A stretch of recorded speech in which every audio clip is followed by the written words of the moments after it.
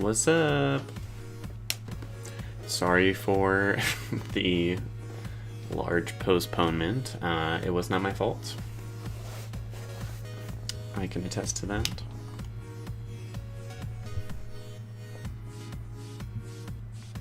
Oh, sweet. OBS will actually let me vote on my own poll. What do I want to? What do I have the most fun doing? I like doing all of them.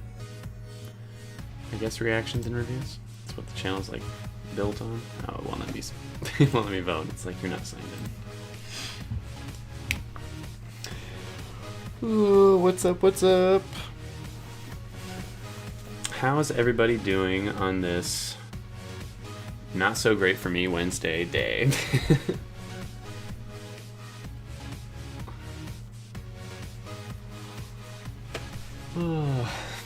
And thank you, Fletcher, for giving everyone the heads up. I had no way of, like, even pulling up the stream since it was scheduled instead of actually, like, going. So I was just sitting in the car trying to think of a way to be able to let everyone know.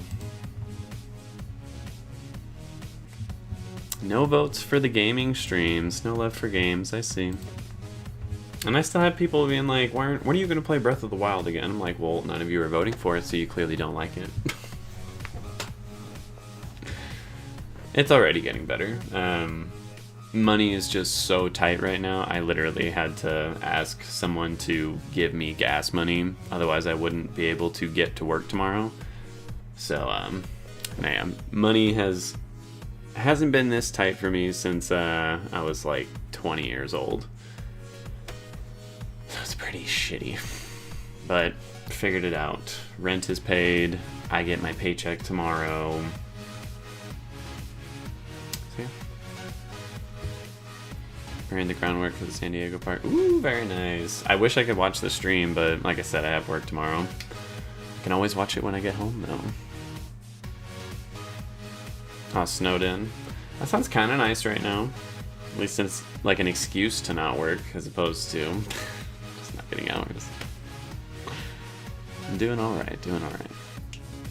Oh, I know you would, Remy. It's all good. I mean, it's none of your fault that, you know, a major corporation wants to toy with its employees and just exploit the shit out of them. I'm trying to figure it out. I mean, so far, it's not going half bad in terms of getting YouTube, Patreon, and my, you know, not safe for work art stuff to a point where I can almost sort of, you know, make that my living, but not there yet. I even put up a goal on my Patreon. I was like, if I hit this amount, then I can just quit my day job and let this be my job, which would be lots of fun. And I'd be able to put out a lot more content that way, too.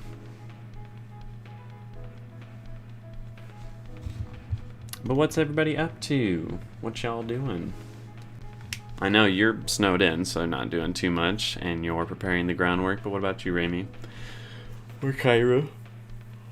Ooh. Do y'all like the... Oh, wait. YouTube has a long way to go before any of us can do that. Nah, yeah. I mean, like I said, it took me almost 6 years just to get to this point now of breaking 5,000, which is really fucking cool. But, yeah, it's a slow process, unless you just get super lucky and go viral one night, which happens. I do let you, Remy. You just have to find it. I'm not telling you where you're gonna find it, but it's out there for you to support. You just gotta go find it. Use some detective work.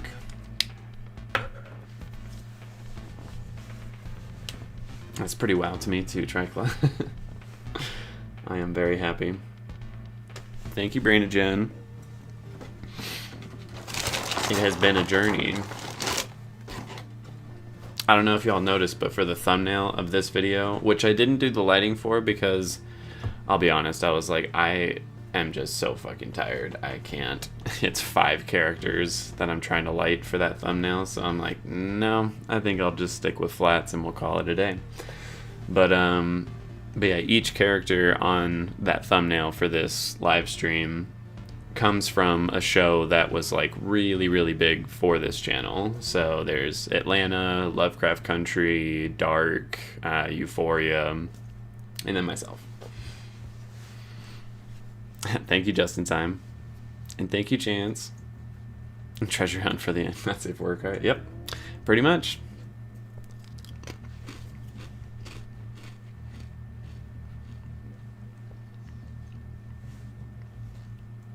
Ooh, that sounds nice, Remy.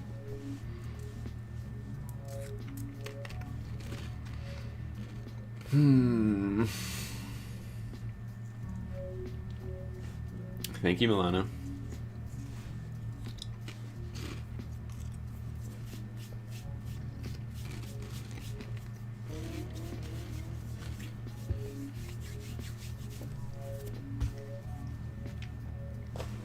That's good, Remy. I like going out.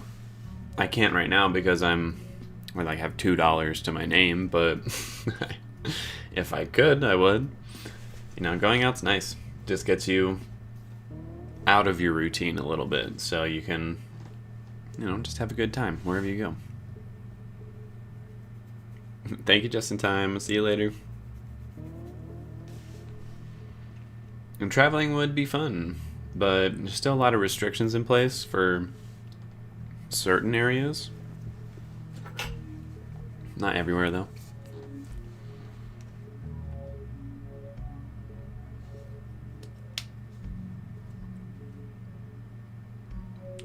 Chance, yes, he was hung at one point, or hanged, I think is the proper terminology.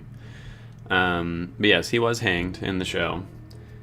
He was cut down before he was killed, but yeah, he has those scars on his neck, you know, for after that moment.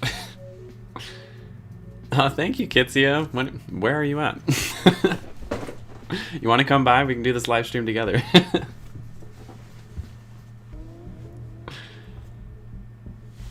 Thank you, Vasquez. How is it already past midnight for you? Where the hell do you live? And thank you very much. Oh, nice. I mean, his whole character, Chance, is extremely tragic. Like, by the end of his life in that show, big spoilers if you don't want to get spoiled for Dark, which I recommend you don't, because the show's literally the best show ever made, I think.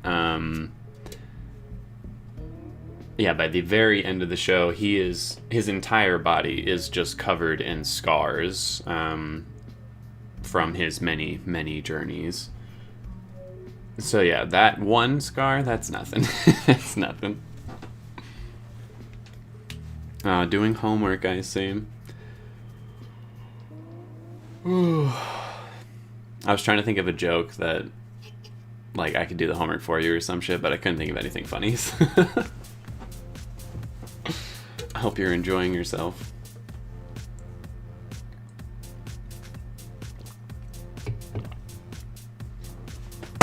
Malta. Oh, that sounds fucking cool, actually. I don't know, just anywhere out, like, by the Mediterranean Sea. Like, it's gotta be beautiful. Although, when I lived in Oregon, I was like, it's beautiful out here, but I fucking hate it, so who knows. I hope you like where you live, though.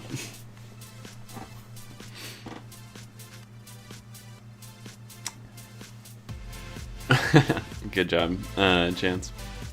Definitely do subs. It's German. Honestly, there's a good amount of English words that they use just in the language of Germany and everything, but it's just so distracting when it's not matched up with their lips. Like, I think I watched the first 5 minutes with the English dub, just because I didn't know there was an option to switch it. And yeah, it was really distracting. I would not have been able to make it through the whole show if it was like that. Sorry, my hair is really bothering me right now.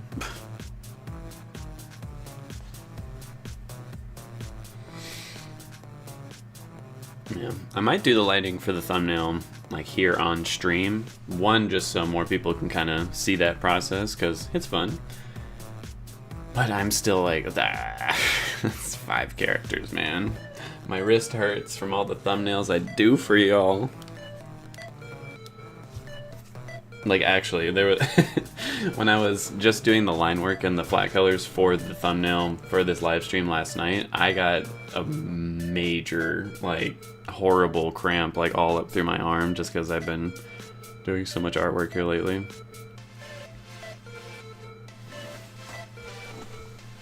I can't do dubs for live action personally, but I prefer to watch dubbed animation. That makes sense, I think, because in animation, like, they'll animate the mouths like opening and everything, but it's usually not really specific motions that you can pinpoint to a certain word. Sometimes it's a little noticeable, but sometimes it's not. But yeah, when it's live action, you're not, aw, thank you, Raimi. But yeah, when it's live action, it's just so apparent. You're like, that's not the actor. That's not what they said. This is, you know, someone talking over them, and it's really, really distracting. Shut up, Fletcher. That is the only reason. My right wrist doesn't hurt because I jerk off with my left. Information for you all. There you go.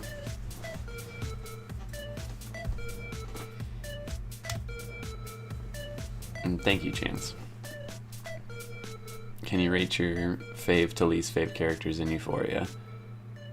You might have to remind me of anyone I forget, but let me try my best. Are we talking current, like, are we talking season 1, or are we talking everything up till right now? Because you will get a very different list, depending on that. I'm glad you're making a note. I'm sure a few people did. I've never seen an anime unless Avatar counts. I think it counts, but obviously it's an English one, so you don't have to worry about the subtitles. And yeah, it also does depend on what show you're watching. I think the English dub for... let me think of one. Like, the English dub for Hunter x Hunter is actually not bad. There's one character I despise, but for the most part it's pretty good. But then, like, Bleach, I think, is god-awful with the English dub. I think it is, like, atrociously bad. So yeah, it just depends. Full Metal Alchemist, it was okay. Dubbed. I still prefer them all subbed, but that's just me. I miss you too. That does not, no, Raimi, no. It's not what that means. Thank you, Aubrey. And you did just say that. I think what pushed me over 5,000, I think I went over it just a little before this last Euphoria video went up. I was gonna do a live stream like the moment it happened, but I was also, I think it was like 11 o'clock at night and I had work the next day, so I was like, well,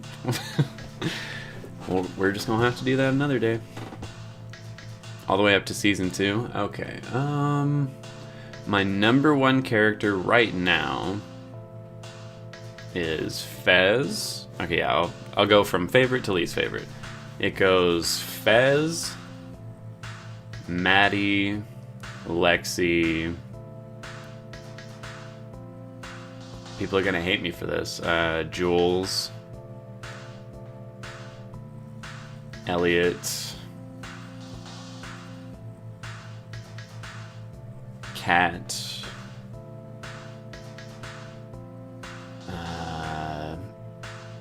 Rue, Cassie, Nate. That's my rating. I think I forgot Ethan in there, but I'm gonna be honest, he does not seem like a big enough character to really put on there. Or at least he doesn't now in season 2. In season 1, I felt like he had more of a presence.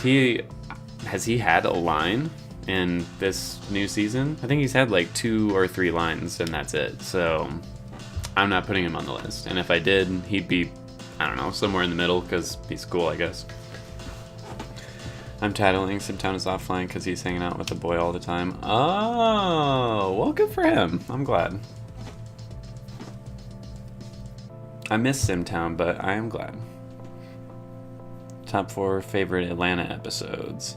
I am so pumped for season 3. I did not realize that was only like a little over a month away now. Top 4 favorite Atlanta episodes. I have to look up a list of the episodes real quick, just so I don't forget any. Most of them are going to be off season 2, I think, because season 2 just, in my opinion, was incredibly good. But let's take a look at season 1 real quick, just so I remember. The jacket was a good episode. Oh, that's for sure. Okay, one of my top 4, Juneteenth. That was so fucking good. I love the ending of it when oh fuck, what does he say exactly? Ern's like, nah, this is fucking stupid. He just like drops the act. It was so good. It was really good. Oh, I hated the Biebs episode because that was like the barbershop episode for me where I was just fucking pissed the whole time.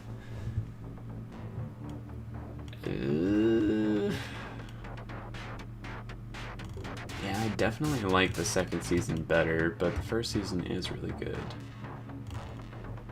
I think Juneteenth is probably the only one from the first season that will make my favorite list, and then the rest are on season 2. Next one being Helen. Helen was really good. That broke my fucking heart, but it was really good. Next being Woods with Al getting like trapped in the woods after he almost gets killed, because that was just insanely intense for the show's typical standards, and it also was super emotional, also really funny. Like, it was just best of both worlds. And then my next 2 favorite would be North of the Border, because again, that one got pretty fucking intense sometimes and was unbelievably hilarious with the and really uncomfortable with like the frat boy pledges or whatever. That was that was really funny though. And then the finale, Crabs in a Barrel, because I did not see the ending coming. Like, Ern making that split-second decision was, that was great. It was so good.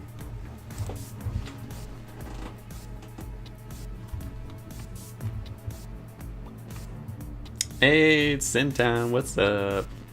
Ooh, I'm falling way behind. Hold on one second. Hey, Zakia. Getting flashbacks to Bad for Kids stuff. Oh, God. Just started Attack on Titan dubbed, and it's decent, I guess. Nothing to compare to, but the show itself is intense as fuck. Like, I actually had to take a break. I will say, to me, that show is easy to binge, because it'll get really intense for, like, 4 or 5 episodes straight, but then you'll have, like, 10 episodes of very slow-paced, like, political stuff. So, I think, usually if it gets that intense, just keep pushing through, because it's gonna drop off, and then you'll have a long time to recuperate. Thank you, Zakia. And thank you, Simtown. I didn't know you were here for the left-hand bit. Yep. Subs only for Dark.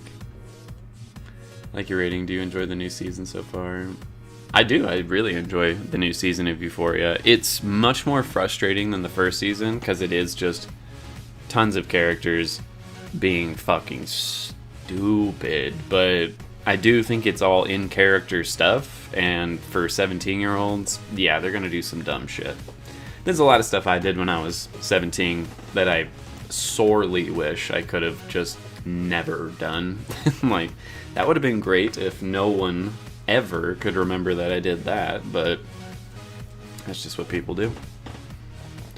Feels totally as the outsider as the guy that doesn't get anime and sticks to his sci-fi. There's some good sci-fi animes, I'm just saying. Get out of your comfort zone a little. There's some really good anime. I knew you would be, Simtown. And thank you, Jeffrey.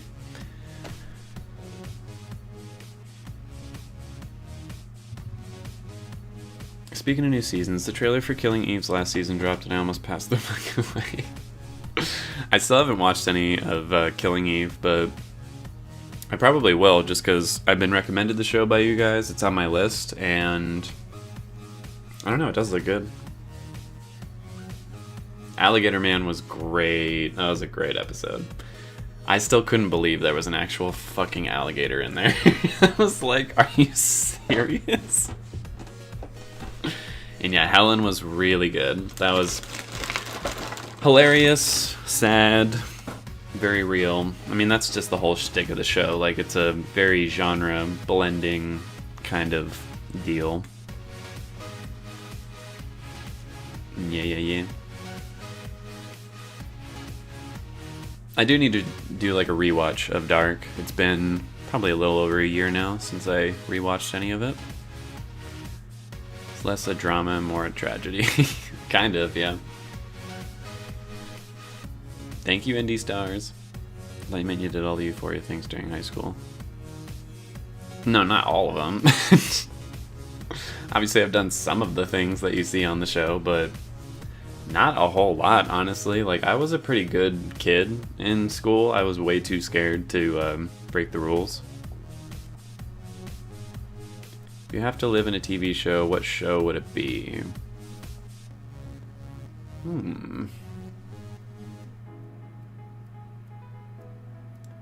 Honestly, I haven't even watched the whole show, so I might severely regret it. But I would probably want to live in the Dota world, because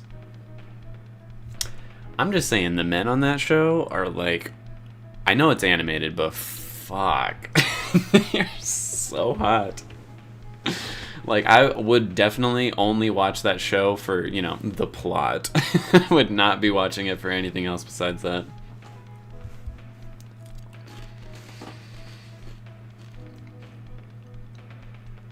Answer busy. Thank you, Paolo. Just binge watch your WandaVision. Oh, nice.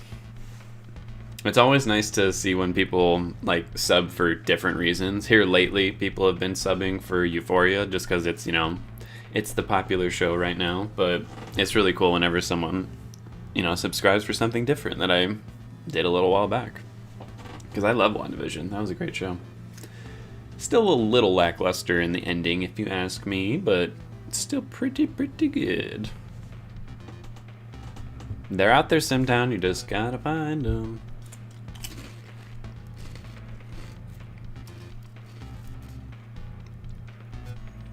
Will do, Chance. I'll make sure it's on the channel.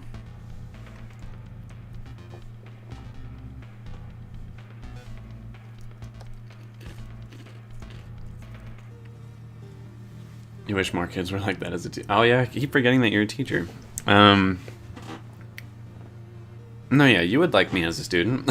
I was the one who, I wouldn't say a teacher's pet per se. There were certain teachers I was definitely a teacher's pet with because they were just a good teacher or a cool person. And I'm like, I don't give a fuck if people are like, teacher's pet. I'm like, they're cooler than you are. So.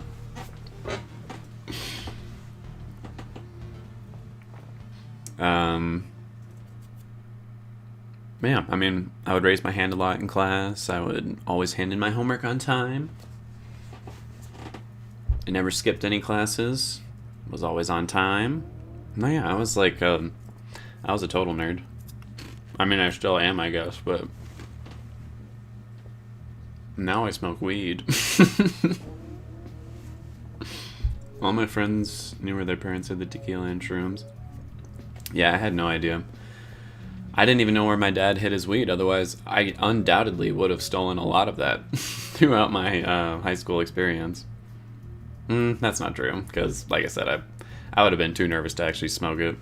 Even if I did manage to get it, I'd be like, I don't know what to do. You did nothing. No sex, drugs, string. Well, then there is representation for you. That's Alexi.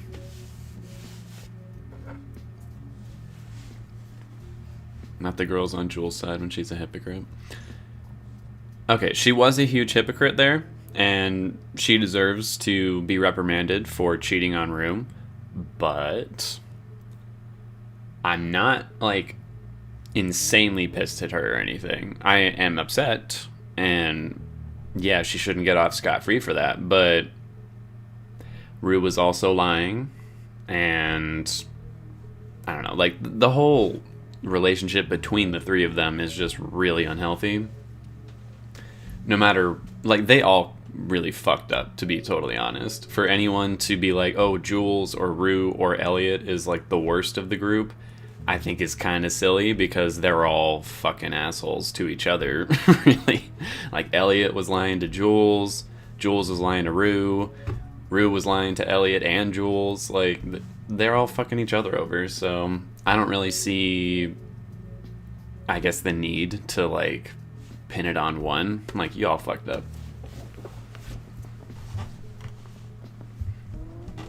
Do you think they're gonna spend all of Atlanta Season 3 in Europe? I forgot that they were going to Europe for the tour. I would have thought no. I would have thought the tour would have been off screen and that Season 3 would pick up, much later. 1 second. That was a kiss for you. But, if it starts in Europe, I'm inclined to believe that the whole season will be in Europe. I don't know, though. Not the girl. Came here from Lovecraft Country. That's right. Speaking of which, I rewatched your reaction to the Tulsa episode and it's still... Aw, thank you. I actually just rewatched that video the other day, too, because I was like, how cringy was that? Like, it's fun to watch your videos back, like, after it's been a long time since that video came out. Just one, as a person, you change, over time and everything. And sometimes you look back on stuff you did and you're just like, ugh, I wish I didn't do that.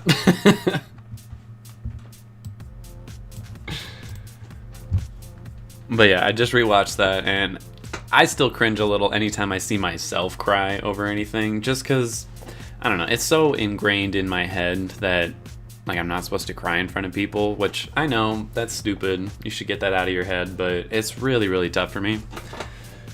So yeah, it's a little cringy for me, but it's still such a good episode. Like, rewatching that hit me with all the same emotions again over just the, like, utter tragedy of what actually happened there.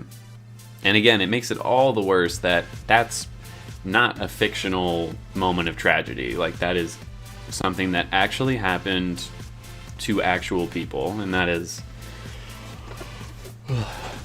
it's hard to imagine sometimes. I was the overly bad kid that... I know, we talked about what kind of student you were, and I was like, I would have smacked the fuck out of you as a teacher. I would have lost my job because I would have punched you. Like, I cannot stand disrespectful kids. I can never be a teacher, 100%, because I know you're supposed to, keep your cool. You obviously can't hit fucking kids, especially when they're not yours. And I would 100%. Some little smartass fucker says something, and I'd be like, what'd you say? Bah! Just fucking give him a bloody lip. Like, I know that's wrong, but I would do it. I'm just saying. My school was known for go-go-dees. Jesus Christ. Well, I say Jesus Christ. My school was known for suicides, so there's that.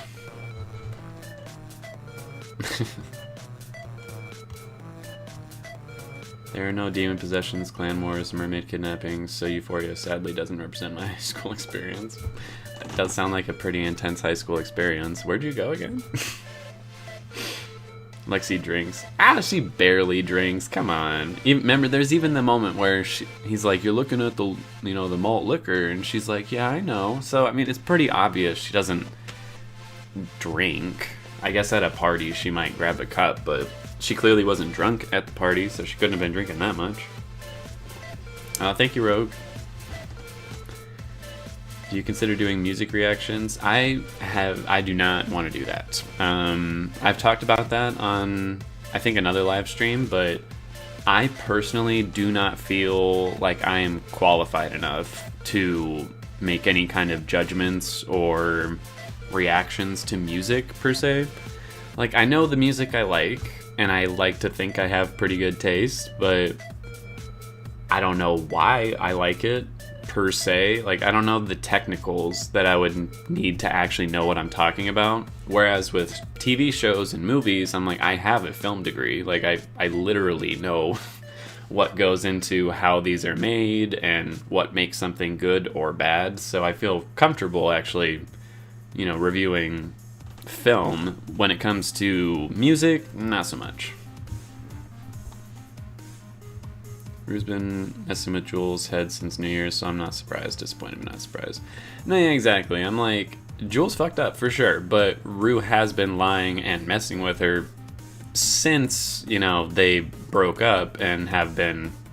I mean, like I said, they're both fucking each other over. There's real no way to get around it.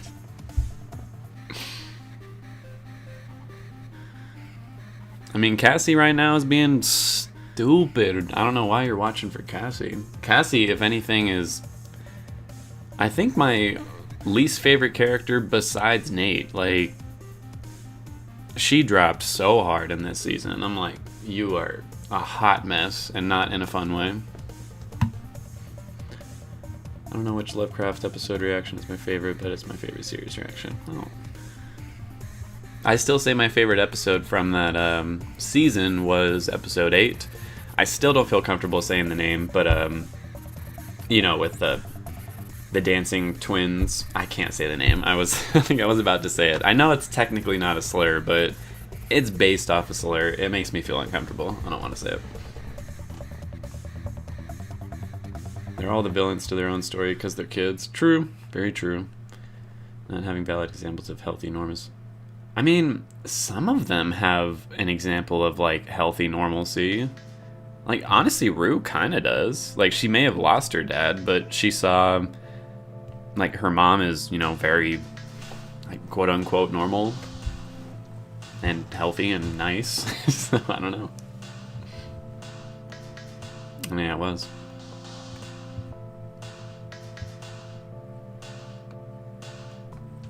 Oh, thank you. Of the year hit over 8K watchers and 500 likes for the record. Ooh, very cool. I remember the first video I ever posted that like got over 1,000 views, and I just like flipped my shit. I was like, ah! I'm like, this is it! I'm famous! It's so cool. Man, I'm happy for you. That's awesome. She wasn't just talking about her family when Rue said she was going to gaslight. That is true. That is true. I believe it, Fletcher. I believe it. You have a lot of willpower not grabbing that chair and smacking some of those kids. Like, ugh. Humanity is not shameful and empathy is rare and spectacularly good. Aw. I agree. It is. It just embarrasses me sometimes. Especially because I feel like, again, I'm fine with being like in touch with like my emotions or my more feminine side or anything that's not, hyper masculine or whatever, but I do feel kind of stupid sometimes because I feel like I cry kind of easily at things. I'm like, it's so cute, it makes me cry. People are like, relax, it's not that big a deal. I'm like, it's a big deal to me, damn it. I'll never disrespect towards teachers. I always put my hands on students. Alright, fair enough. With any teacher, there was a point where I would have fought anyone. Yeah, we have discussed this dark era before. Euphoria is so dope. It's a great show.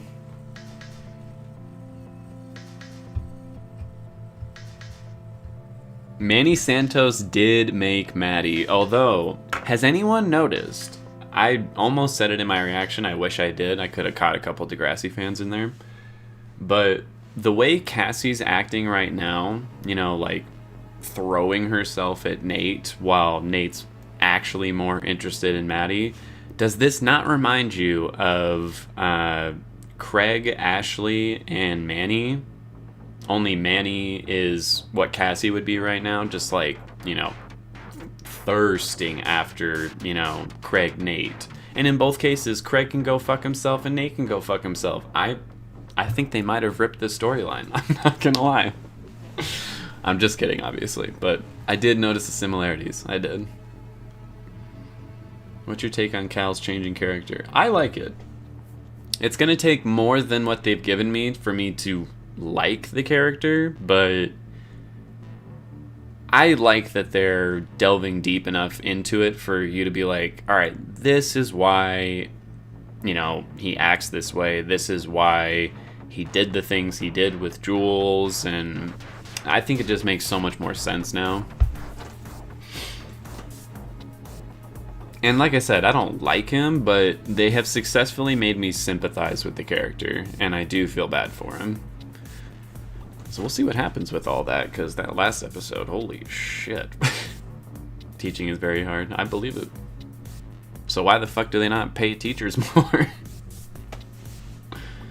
My degree in teaching was the hardest year of my life. Was it just the school and like classes to get the degree, or were you actually like doing like on-site teaching as a part of the degree? Because I know in like for nursing and stuff, sometimes they'll have you do a residency like to get a degree kind of thing.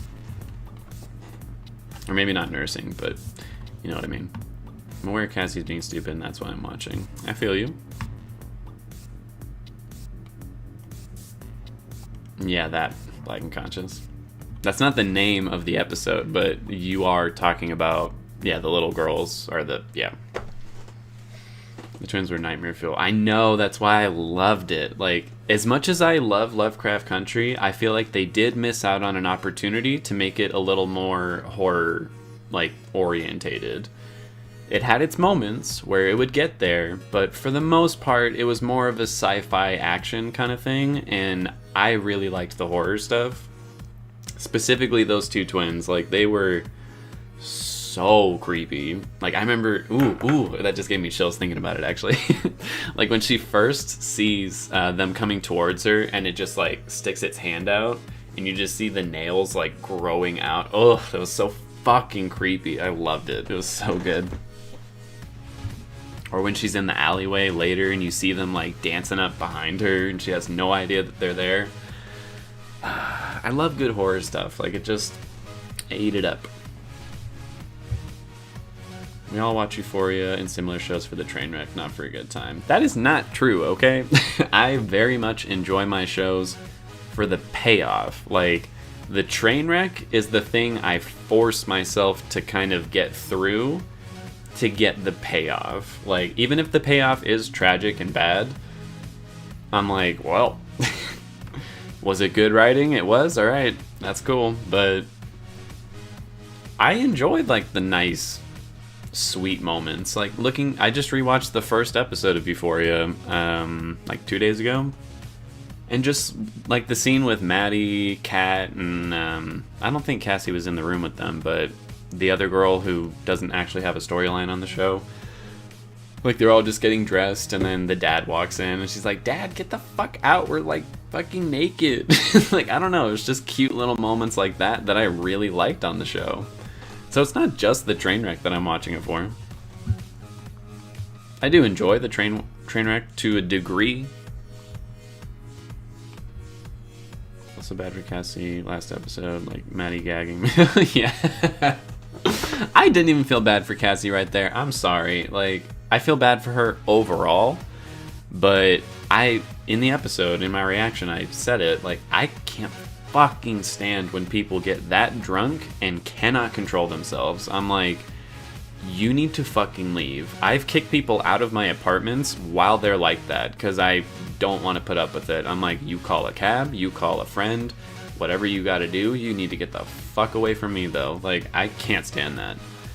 But what saved the scene for me as well was Maddie gagging the whole time and like, it's okay, because that was super relatable in my opinion.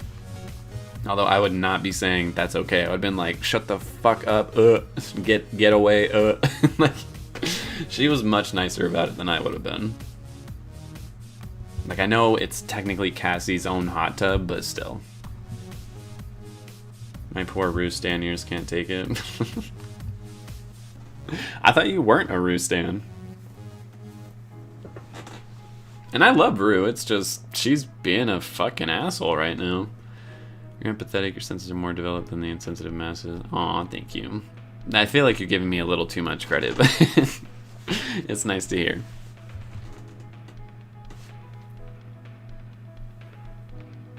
Oddly enough, I don't think Cassie actually loves or... shit, I missed it. Likes Nate. She probably just needs someone who doesn't want to be lonely. I think that's true. I don't think she like actually loves him or anything. I think she's just very obsessed right now. She, you know, thinks that's what's gonna make her not feel lonely. But I couldn't think of a single person who would be worse for curing loneliness than fucking Nate Jacobs. Which movie made you fall in love with movies? What was the movie? I mean, technically what made me want to make movies was when I made it like a stupid little school project in 7th grade. It was horrible. Like, if I pulled that video up now, I don't know if I would be able to survive the cringe, to be totally honest, because we had to like create 2 scenes from a book we were reading.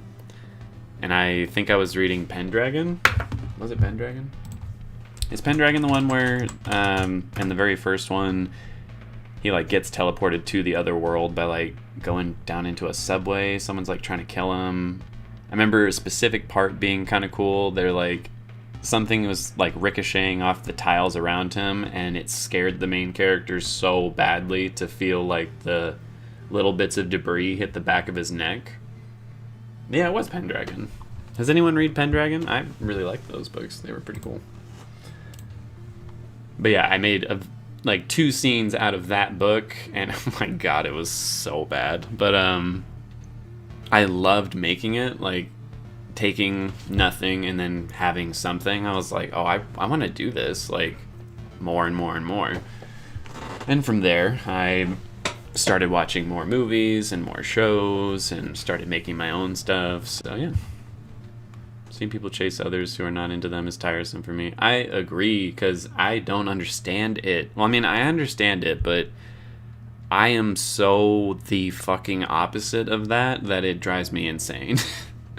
Like, if someone like, if I'm flirting with someone and they make it clear, like, oh, I'm not really that interested in you, I drop it right then and there. I'm like, I don't like the chase. I don't like working to, like, you know, earn the respect of the person. I'm like, no, fuck you. You're either into me or you're not. From the get-go.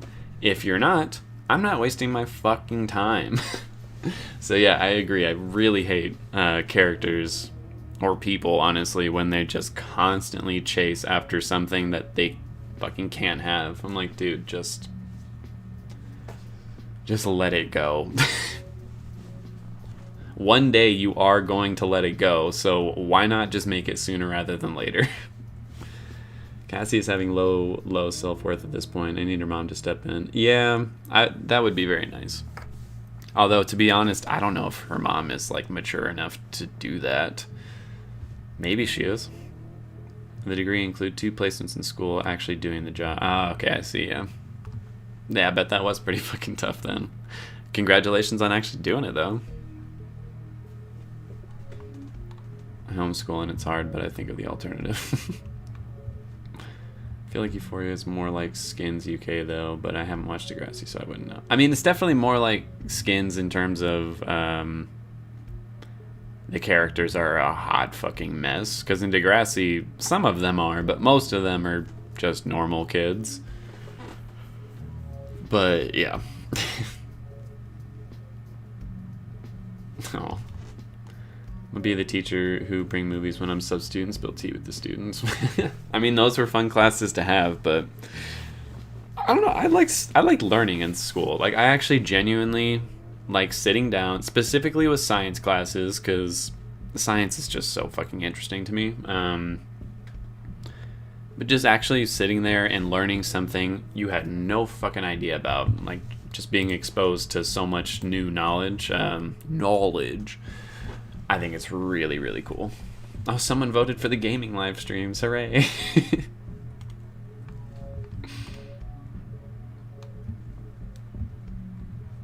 Season 1 is definitely like Skins with a hint of Degrassi, but Season 2 is Degrassi down. I don't know about that. Will Euphoria have a happy ending? As strange as it might sound, I do think the show is going to have a somewhat hopeful, uplifting ending. I don't know about a happy ending, because, I mean, life is too complicated to just give you a happy ending. But I do think it'll have a pretty hopeful ending. Language truly man. Well, it reminded me of my dad scaring the ish out of me and my sibling for... Oh. I mean, hey. It's a good combo right there. And thank you, Carbo. It's another reason why canceled shows are just so frustrating. You're like, well, I was watching it for that payoff, and now I will never get it, so I literally just wasted my time. I think Cassie likes that Nate paid attention to her when she felt alone. She clung to that, and she got obsessed. That happened. Yeah, I think so too, but... such a terrible person to latch onto. Have you watched Schitt's Creek? Yes, I love that show. I wish I had watched it for the channel, but honestly, I kind of take that back, because I don't think I would have anything meaningful to say. Like, I would be reacting to it by just laughing for, you know, the 10-minute reaction. Just the whole time, just be dying of laughter, which... I mean, I guess that's entertaining, but I usually like to put in a little bit more, you know, depth to it. Pendragon. I didn't like Rue at first, but I stand now. Okay. Yeah, I don't stand. I support.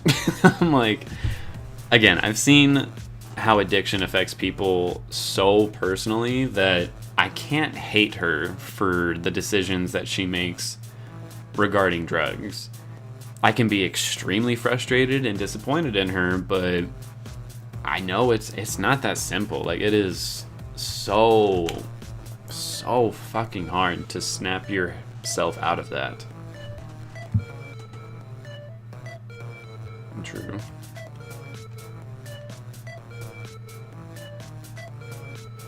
The name Pendragon reminds me of Aragon.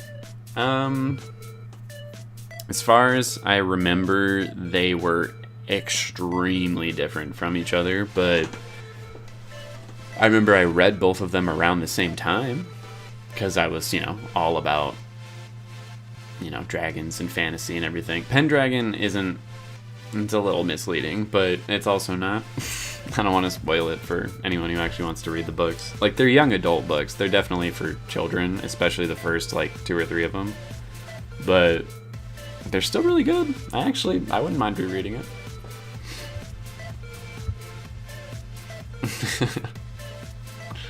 Oh, she was. Science and geography were my faves at school. It's funny that you say geography, because science is probably my favorite, and geography is probably my least favorite. I did not like it as a student for some reason. I don't know why. Like, I love exploring and learning about, like, new places and regions in the world, but I guess my geography classes, I don't know, they were just boring to me. They were like, here's a map. This is this country, and that's that country. I'm like, okay. Anything else? And they're like, and this is this country. Here's your test. Tell me which country is which. Like, okay.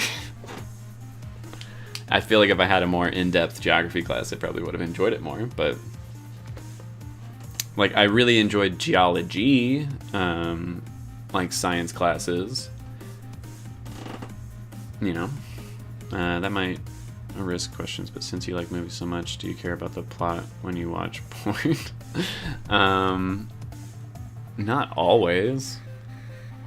I feel like 90% of the time, no. But in the not safe for work art that I do, I always have what I think is a coherent, decently well written story, but nothing too complicated. I'm like, it's smut. Like, you know, it doesn't have to be, you know, super meaningful or anything. But I will say there have been a couple like comics and a couple, like, a very, like, maybe 1 or 2 videos I've seen where the story of the porn was actually pretty damn good, and I got interested in it.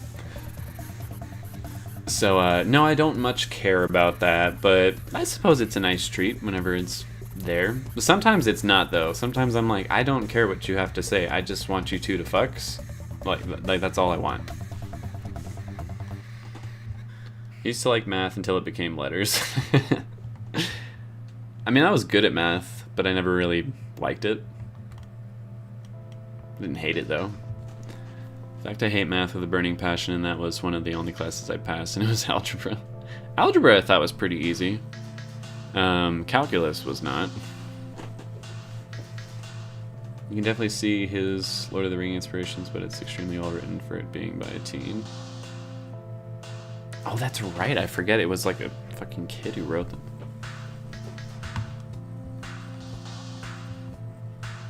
I'm a trained history teacher. Damn right. Started watching Schitt's Creek. It's such a cute white girl show. It is really, actually. It's just a rich white family just in their crazy, wild hijinks. I don't hate math. I actually enjoy it at times. Simple algebra, though, not geometry. Geometry wasn't too bad for me.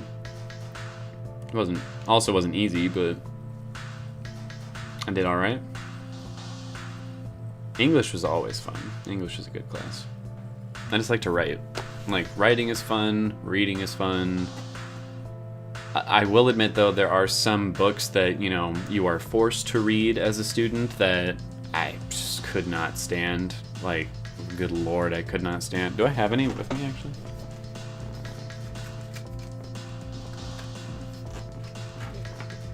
I think I do.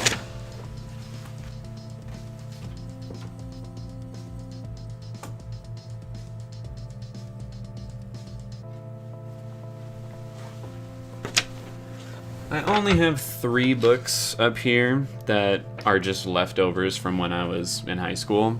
Or one of them might be from college, actually. But, yeah, The Sea Wolf I thought was a fucking stupid book. That was tough to get through. The Last of the Mohicans, I thought it was okay. I don't know. It was one of those where everyone was like, oh, I've seen the movie and I love the book. And I was just like, I don't know, it's a pretty like humdrum story if you ask me. And Oliver Twist, you know, the classic Oliver Twist, and I thought for sure it must be good because it's so popular, and then I read it and I was like, okay. It's not bad, but I didn't enjoy it either. I'm trying to think of the book in high school that I absolutely despised reading, though. Like, I couldn't get through it. I think I had to just Cliff Notes it. I liked The Crucible, weirdly enough. I liked The Scarlet Letter. I hated all Shakespeare stuff, but I forced myself to read them all. What was the fucking book? The Poisonwood Bible was fucking awesome. I love that book. What was the book? I can't remember what it was. If you guys remember what books were mandatory reading in high school, name off a couple that you hated, and I'm sure there's going to be an overlap somewhere. But I can't think of the name of it. Who was Rue when you watched NWH?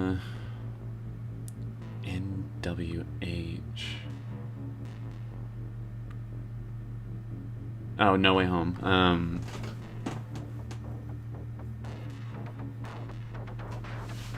Oh yeah, I keep forgetting that it's Zendaya, you know, for both of them. She plays both roles very well, too. It was the only thing I spent extra hours in. Oh fuck, I just lost my place. Or it was 2, but it was a hobby. I was good at entry, I like challenges, still do. Nice. I just can't do young adult novels anymore. Give me my death and sex, please. Thanks. I mean, it depends. Some young adult novels just follow such a rigid formula. You're like, alright, this is boring. If I remember correctly, Pendragon did not follow that usual formula, though. Like, it is still the typical, you, young child, you are the, you know, the special person that we need, and therefore is also being hunted by these evil forces kind of thing. But I suppose that's, like, you have to do that for a young adult novel, honestly. Aside from that, though, I remember it being very, very creative. I had a world history teacher who would teach the dramatic side of history as, like, gossiping. Oh, I had a teacher like that, too. For my world history teacher, she was one of the best teachers I ever had. But she would get into, like, all the very interesting stuff that most teachers, you know, don't feel the need to teach you about history. But it just made the subject so much more, like, relatable and gave people a reason to want to know. Henry VIII. I believe our teacher also went on about him, but I don't remember exactly what about. You know, she went in on a lot of, like, various, like, artists and philosophers who, you know, were likely gay or at the very least not straight, and she would be like, all right, so here's all the evidence of that. She'd, like, give us a whole rundown, which was fun. Second cool, I get tons of sex. Noise. You keep teasing that, but not given. I told you, it's there. You go find it. But does it make you feel something? Link should be a Discord exclusive. No. Not a bad story writer myself. You are not. You are not. Scarlet Letter was not it for me. I liked it. I don't know. I thought it was a pretty interesting story. Depressing, but interesting.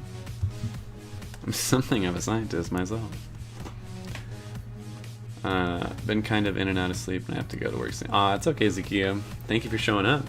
Have I read Dune? Yes, I have read at least the first 3 books in that series. I don't remember if there's... How many books are in that fucking series? I always want to say there's 4, but then I think it's 6, actually. I can't remember. But I've read at least 3 of them, including the first one, Dune. And I really liked it. It was one of the reasons I liked the movie so much, because even though they did change a decent amount of stuff in the movie, I felt like it was extremely faithful to what the book was trying to actually get across. So yeah. What is fave gay couple on TV? Mine is Asher and the guy on No, I hate that relationship. I hate that fucking relationship. I'm sorry. It's okay that you do. That relationship triggers the shit out of me, though. Favorite gay relationship on TV? Does it have to be, like, gay specifically to men, or can it be, like, a lesbian couple? Because if it has to be 2 men, I gotta think. I don't honestly see much on TV for me to, like, latch onto. Oh, never mind. I know the answer. It doesn't matter. Oh no! Okay, that's something I need to rewatch, because now I don't remember the fucking name of the character. But, Leto and his boyfriend, who I cannot remember the name of, is it Eduardo? No, that doesn't sound right. But those two on Sense8, so fucking hot, so adorable, and romantic, and sweet. And like I said, so fucking hot. And they get some, like, pretty good sex scenes in that show. So yeah, that's my number 1. Despised Mice and... Oh, of Mice and Men was a hard one for me, too. That and Catcher in the Rye, I was like, dude, this sucks. I know there's a lot of people that love it. I hate these books. So yeah, of Mice and Men... and Catcher in the Rye. I think I did finish Of Mice and Men. I don't think I finished Catcher in the Rye. I was like, someone's gonna have to finish this shit for me. I can't do it. I just saw that. No. If anyone finds said NS... I can't say it like that. Not safe for work art. If anyone finds it, you don't get to spread it around. No. You did the work and you found it. You get to keep that all to yourself. Don't go spreading it around and cheating. Romeo and Juliet can go suck it. That is the stupidest story ever. Only time I skipped English was when we had to read To Kill a Mockingjay. Do you mean Mockingbird? Mockingjay is the Hunger Games. I love To Kill a Mockingbird. I actually really like that book. I like the movie too. We read some inappropriate ish at my school. Maybe raid our library to see what all they had. Oh, really?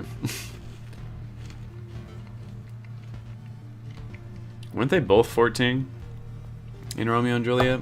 And they were like, I need to die because this person's dead. The person I love is dead. I'm like, you knew him for a day. Like 2 days at most. You gotta fucking chill. Don't nobody care about Shakespeare's... Oh, yeah? There's 6 Dune books. Okay. I forgot that there's all the ones by his son. Are they part of the main story, or are they all spin-offs? I think at least one of them is part of the main story, right? Because he died before he was actually able to finish, you know, the main plot.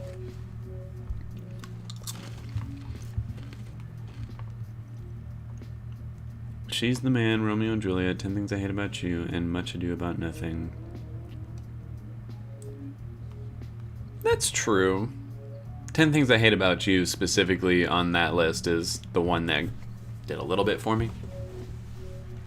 Oh, Mitch and Cam from Modern Family, they are really cute.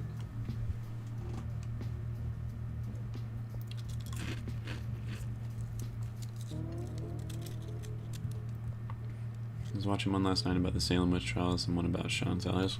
That could be interesting. Only watched How to Get Away when the first season aired. Is it worth continuing? No.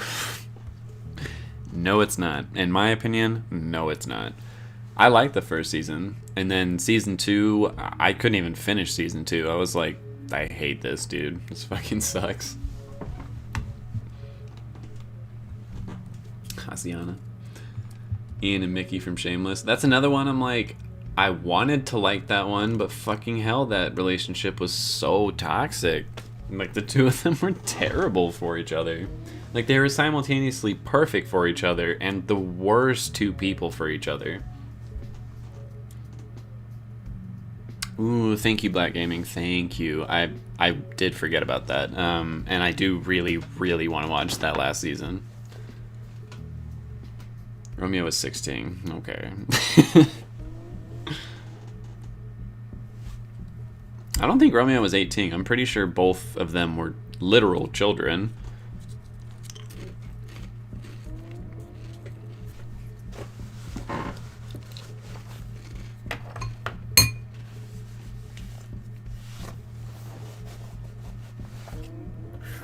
Sorry, 1 second.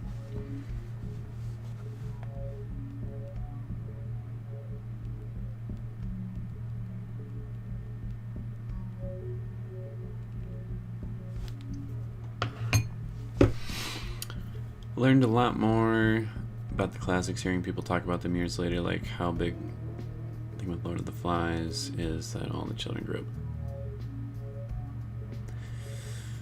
Yeah. I don't know, like, some stories just... I personally think some stories are kind of overrated. Lord of the Flies I loved. I thought that was a great book, great movie. That worked for me very well. When did I read that? I think I was a freshman in high school when we read Lord of the Flies. And I remember being very shocked when, like, our teacher showed us... Like, we would read each chapter, and then after we finished a chapter, we'd watch, like, the next 10 minutes of the movie. Just to, you know, keep our adolescent minds engaged. And I was, like, genuinely traumatized in the movie when they fucking kill... I can't remember, what's the kid's name? Do they call him Piggy, or is that... Am I just making that up? What do they call him? I almost said Chunk. This is not the fucking Goonies. But I'm pretty sure you know who I'm talking about. But when they killed him, it just looked so real in the movie. I was like, oh my Jesus Christ. Holy shit. It actually kind of traumatized me a little. Most of them are novellas, I think. Yeah, a lot of them are. Santana and Brittany. Ooh, that's a good one. The show drove me crazy, but yes, that's a good couple. He and Mickey are destined to fuck with each other forever, unfortunately. I wish they could just love each other forever, but no, they really will just be fucking with each other for forever. Best final season on TV, if you ask me. Also, it's on Netflix now. Oh, wait, which... Oh, for Mr. Robot. Wait, it's on Netflix now. Shouldn't it be on Amazon? I don't think it's on Netflix. Shameless in the UK did have Hot Scally Guys in it. Yes, I guess, but not the kind of hot guys that I'd be interested in. And I don't know, in that show, it's kind of as you describe it. They're, I don't know, they're just dirty, but not in a hot way, if that makes any sense. Like, they're not like, ooh, I just got out of the gym and I'm all sweaty. I'm like, that's hot. But they're more like literally covered in like dirt because they're filthy degenerates. I'm like, no. But that's just me.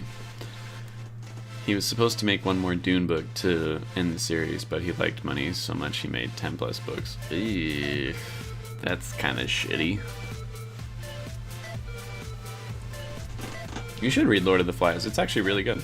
It's a very cool delve into the human mind, just, you know, what humanity is capable of when you take everything away from them. I think with some of the classics, sometimes you're too far removed from the time period's context. I do think so too. And as unfortunate as that is, I'm like, I'm sorry, but Hamlet, I don't think will ever be relevant or interesting enough to me because the concepts in it are just so fucking far gone at this point. And I think the story is boring too.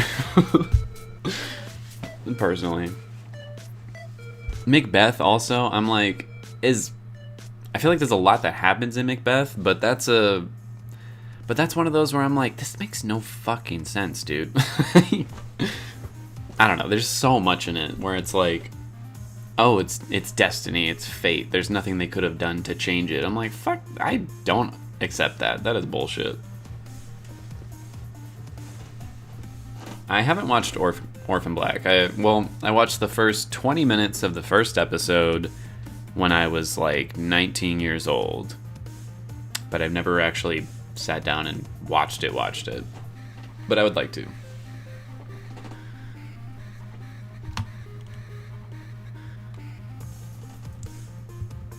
Romeo and Juliet would have been better if people didn't misunderstand it as best romance story.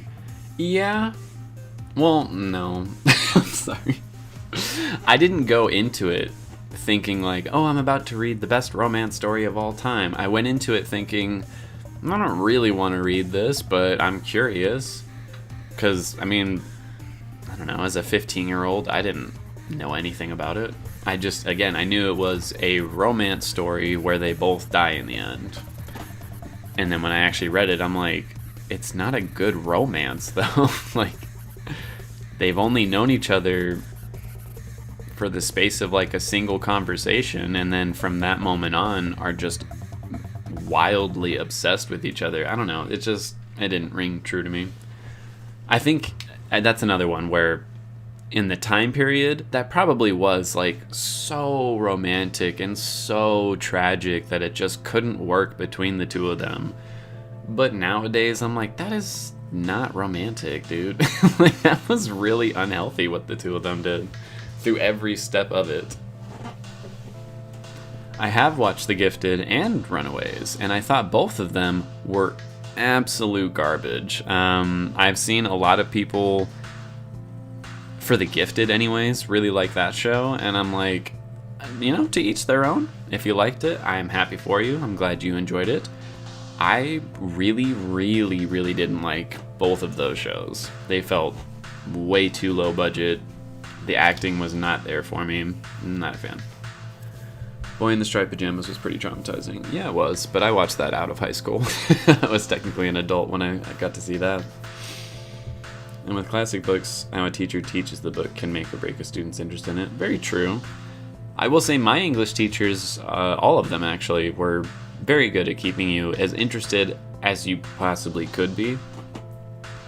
I do remember during the Romeo and Juliet movie, we watched the, I think the 70s version of the movie.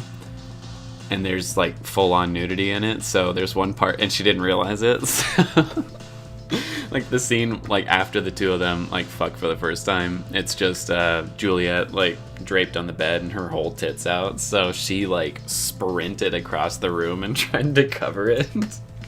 She's like, "Oh my god, don't look, don't look, don't tell your parents." It was so funny. Still didn't like the book though. Even as entertaining as that was, I'm like, this book is trash, dude. Or this play is trash. Raven is mad powerful. Why are we talking about Raven now? She is mad powerful.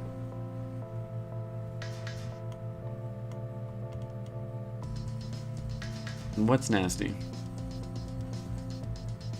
Explain it to me. What's so nasty? About to come at me sideways? I think not. Mr. Robot is exclusive to Amazon in the US. I think it's not on US Netflix. Oh, I do have a VPN though. I can always just switch it around. But I do have Amazon anyways, so might as well just use it. I do, Angel Lover, thank you. So, I'm so sorry. Why don't you pass the blunt? I am literally all out and I have $2 in my bank account, so I can't afford to get any weed right now. The weed I do have is, I really hope my dad never watches these. Sometimes he gets me some weed, and it's stuff that, you know, he grows, but it's not good. I feel terrible. I'm like, yeah, it's great, Dad. I love it, thanks, but it's not. Speaking of Hamlet, did you know that it wasn't the original? Shakespeare is a plagiarizer. I did know. I knew about that. Was one thing our teacher went in on.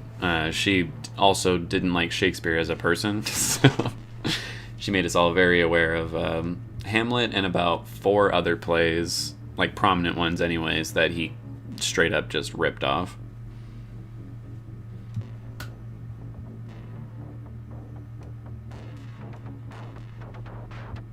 I don't know what you are referring to by put in on it.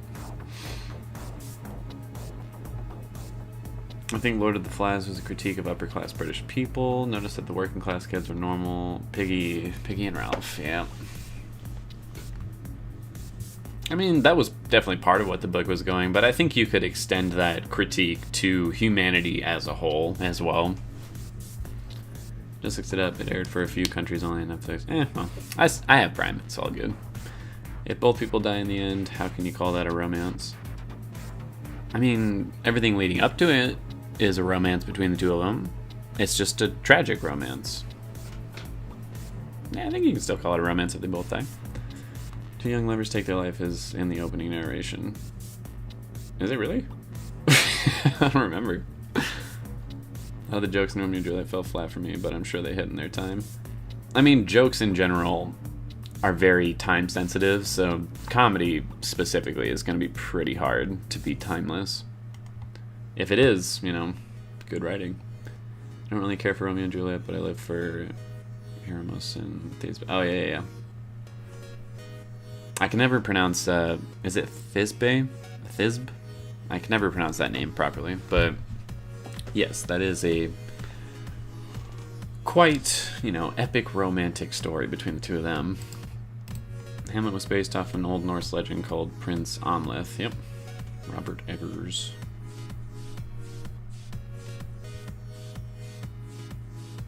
Oh, really? That does sound cool.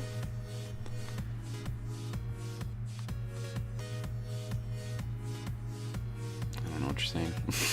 Then I highly recommend you watch Orphan Black. It's just 5 seasons. Tatiana Maslany is great in it. I do like Tatiana. I think she's a great actor. I'm a Brit and I don't give a damn about Shakespeare. I hated doing any of his plays. Man, I kind of doubted like region would affect if you would like it or not.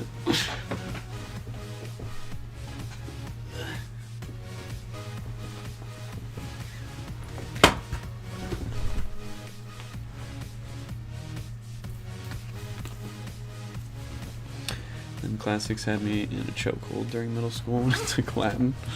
I bet. Oh, you don't like sweaty men? That's your problem then. I don't know what's wrong with you. You are not about to tell me like, oh, you like sweaty men, that's so gross. There's something wrong with you if you don't like sweaty men. Yeah, I just said that. And I mean it. I fucking mean it. $2. Look at Mr. Moneybags over here. I know. The sad thing is, I could pull up my bank account for you right now. It's not an exaggeration. I quite literally have $2 to my name. Like, it is really, really bad right now.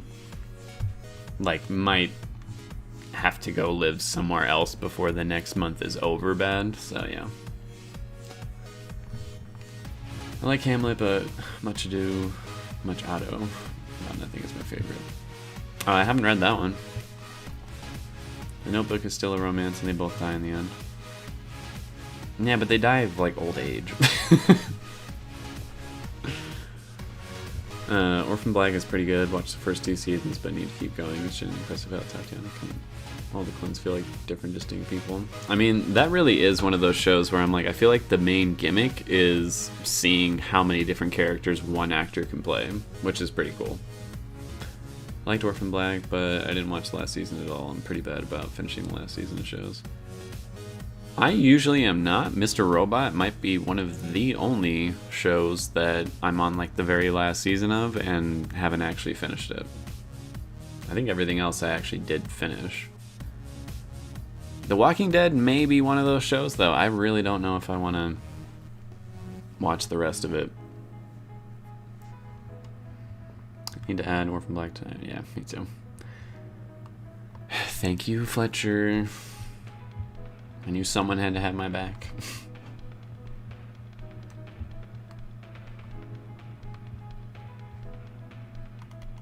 That's all good, Rami. You help plenty with your donations, with your support. Like, just watching my videos, like, you guys are helping me. So I sincerely appreciate it. I don't mean to complain about money problems. I know that's not really fun to listen to. Today it just hit me particularly hard, just how low I am. So I was like, ugh, you know, in a bit of a mood because of it. Have you ever seen Outlander? No. Wait. Yes. Yes, I have. I think that was a movie I fucking hated, though. Oh no, this show. Wasn't this a movie at some point? After serving as a British Army nurse in World War II, Claire Randall is enjoying a second honeymoon in Scotland with her husband Frank, an MI6 officer looking forward to a new career as an Oxford historian. Suddenly, Claire is transported to 1743 and into a mysterious world where her freedom and life are threatened. Wait, what the fuck? Oh, cool! It's got an actor from The Witcher in it. And Game of Thrones. Anyone else that I know? I don't think so. So it's like what is that anime thing? Ishike? It's like a fish out of water kind of thing.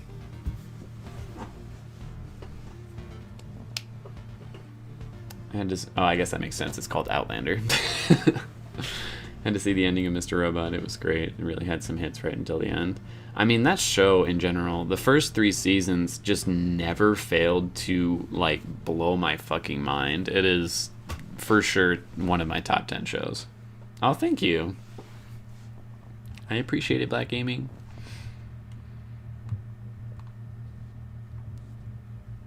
Can you react to All of Us Are Dead? I would like to. I just have so many that I already have like ready to go after the ones that I'm doing now, because it takes me fucking 4 years to watch like one show. I'll add it to the list though. Took me forever to finish the final season of True Blood, but also it's True Blood. I mean, I hear the show just kind of goes downhill at a certain point, so that kind of makes sense. Seriously, last season Mr. Robot had a great twist at the end. How can they make another twist though? I'm like, they've done so many on that show at this point. I don't know how they could make another twist. But I guess that's what makes it great. Don't see it coming. Last season was not good at all to me. I think the last couple season. Well, wait. When you say last season, do you mean like the first 8 episodes that just came out? Because I agree, I didn't really like those. I was like, this is not doing it for me anymore. And a couple episodes I did see of this season has just completely turned me off from it. Oh, okay, so you don't mean that. No, the last season I did like. I thought that was fine.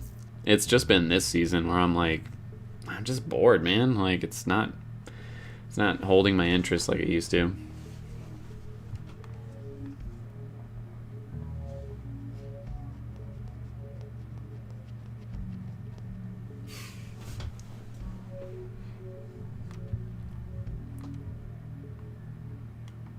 The movie, the show. Rami Malek, I don't think he's dreamy, but I love Rami Malek.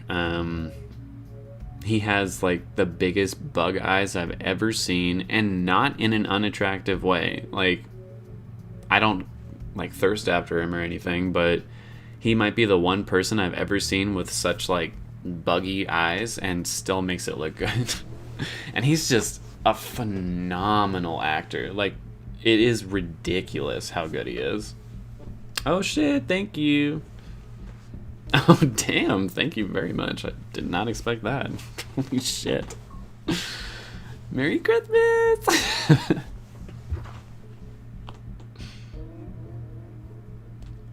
I gotta try and not go for any Big Macs though, Black Gaming. Gotta try to, but you know, it's difficult to resist. Outlander is so underrated.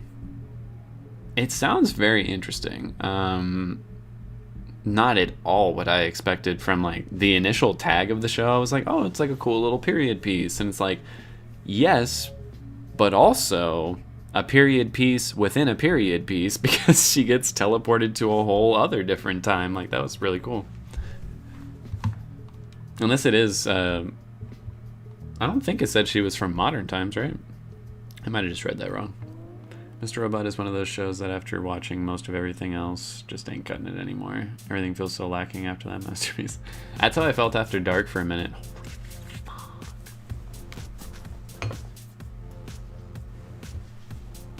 Sorry, just one second.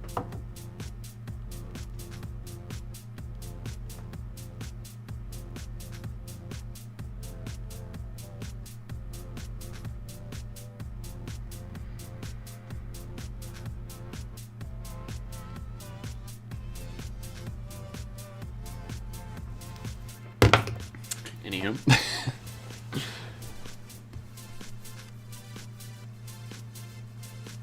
What was I in the middle of saying? Oh yeah, that's how I felt about Dark as well. But I don't know, I feel like every show, not every show, there's so many shows and movies that have so much to offer, even if it's completely different than the thing that you loved. Like, Lovecraft Country and Dark could not be any more fucking different. Like, they are near polar opposites from each other in terms of shows, and they both make my top 10. Dark number 1, Lovecraft Country's like 3 or 4. But I mean, again, like, I feel like you can find some really good shit for different reasons though. Like, I don't love Euphoria for even remotely close to the same reasons as I loved The Umbrella Academy. Like, everything has like something to it that, or it should have something to it that really elevates it to a point where I'm like, this is worth my time. I'm glad I'm watching this. Yeah, I know, Rami. Haven't watched The Walking Dead since The Architect. Who's the Architect?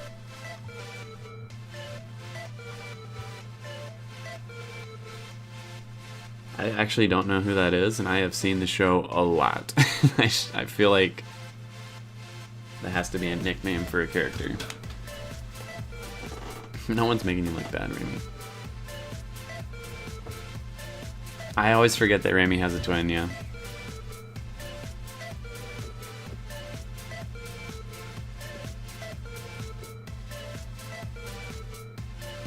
Thank you. I still very much appreciate it.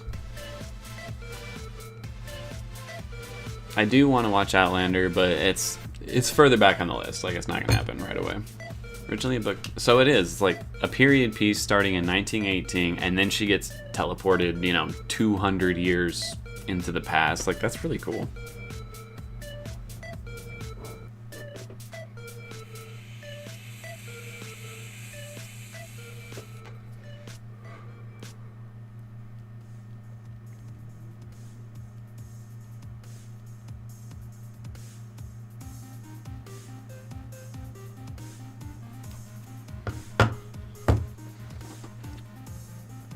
Here to talk about the big Scottish man, though. Okay, wait, hold on, I gotta see him.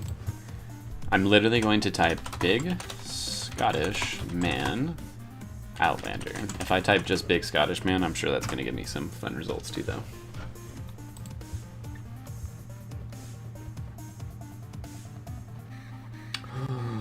Oh my god. Oh my lord, what?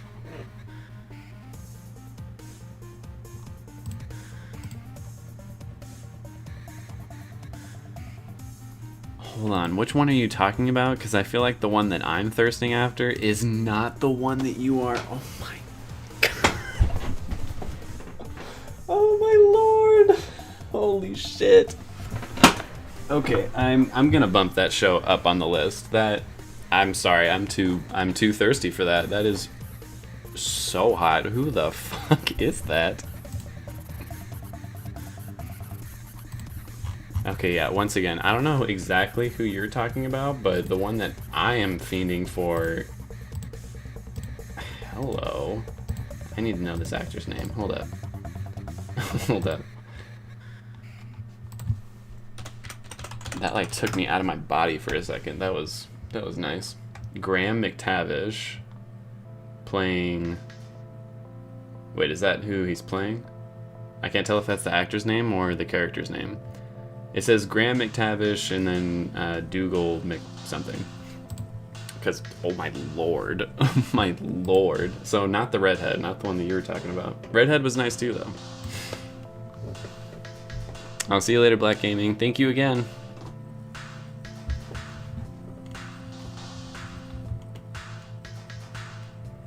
What's your overall top 10 shows? I always say I have the top 10, but I never actually have it, like, written down. So let's do it together. Let me just catch up on the chat real quick first, and then we'll figure it out together. There's still shows I enjoy. The Expanse is wonderful too. That's on my list, and coming up, not like soon, but around the same time as The Leftovers. So soon-ish. Euphoria cast, having to check out, same about tops. Oh, yeah. A twin that would be over for this world. I don't know if I would like or hate having a twin. I don't think I know any twins who hate that they are a twin, but I don't know. God knew better. Thank you again, Black and Gaming. See you later. We thought of, oh, fuck, I'm so far behind. We thought about checking out the Nevers. That's on my list. I have to go get tea and think of things. The actor that plays Jamie is super hot. Which one was Jamie? Oh yeah, that's like the lead actor on the show, right? He seems like he is. Like, he hot. He good looking. But you know the biggest thing that kind of doesn't do it for me? Where's the beard? Like, he has a beard, but it's shaved really, really short, and I'm like, grow that shit out. I want to feel it. Y'all think I'm playing around here, okay?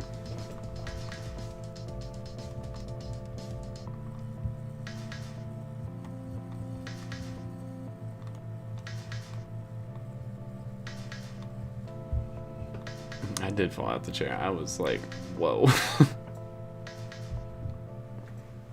Yes, I'm thirsting after Graham. How the fuck are you not? Oh, just one look. I was like, oh my god. I do like my old hairy men. I'm not ashamed.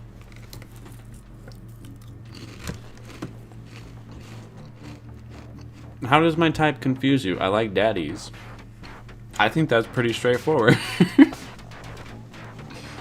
Not exclusive to that, but that's definitely like the number one. Where's this poll at, by the way? Well, it seems like I'll be doing reactions reviews, more and more here. And if anything, this is kind of telling me I should just not worry about doing gaming live streams anymore. Like, if I have, a spare day, I'll do it, but I'm thinking it's not really why people watch. But yeah, that doesn't mean we're not going to do, like, another, drunk Detroit Become Human Day or something like that. We can still play some games.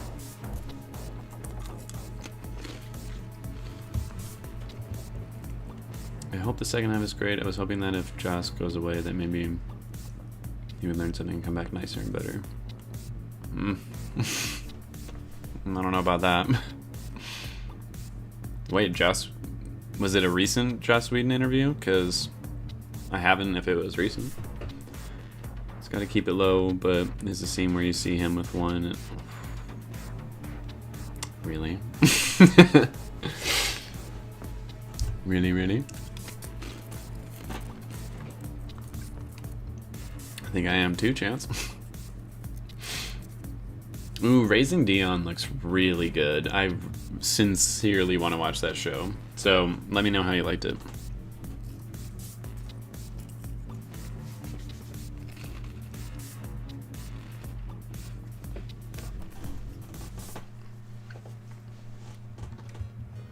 I knew you were talking about the beard. I got you.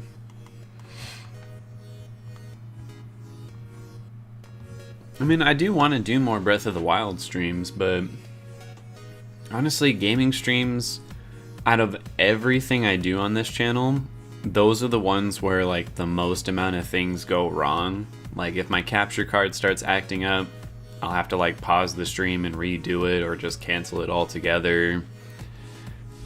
If I'm stuck at a part in a game, you guys are just watching me die and do the same shit, like, 20 times. Which can be fun, I'll admit. And on top of that, like, if I do a stream like this, I could do it for, 45 minutes, an hour, call it quits, cool. With a gaming stream, you can also do that, but really you should be streaming for at least like 2 or 3 hours, and I just don't always have the time for it. I do want to finish Breath of the Wild, though, because that would be the only Zelda game that I've started and didn't finish, and that would hurt my feelings. And so I was planning to start traveling to other countries again, so I'll be missing lots of live streams. Aww. I don't want you to miss out. But I do want you to, travel and live the best life you can.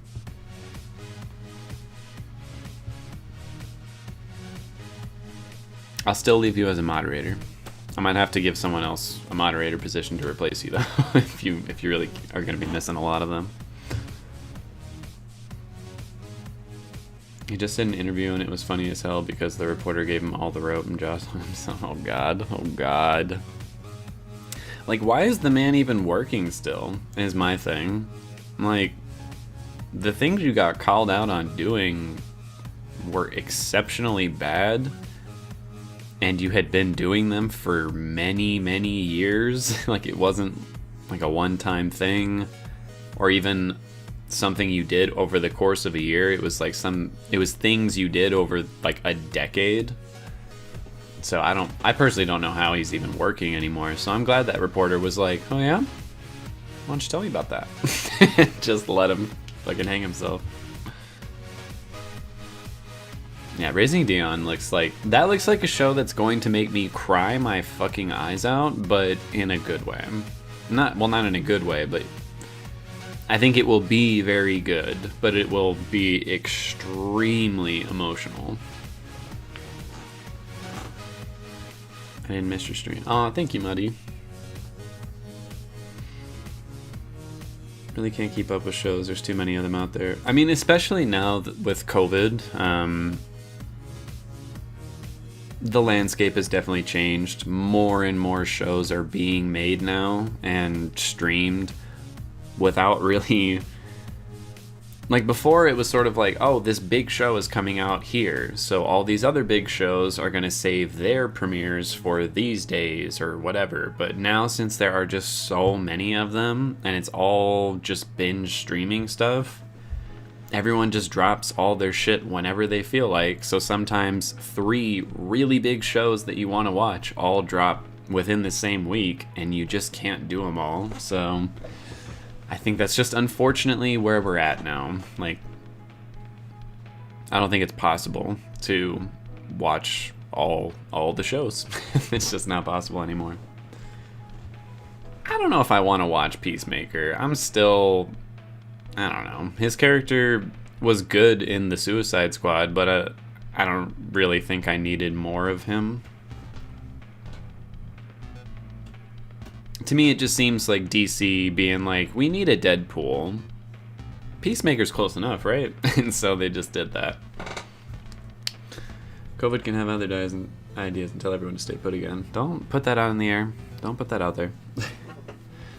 After this Omicron bullshit, even after people are getting boosters and the majority of people are vaccinated, I would really, really appreciate if we could start correcting and getting back to normal again. Actual normal again, not this halfway between bullshit that we're at right now.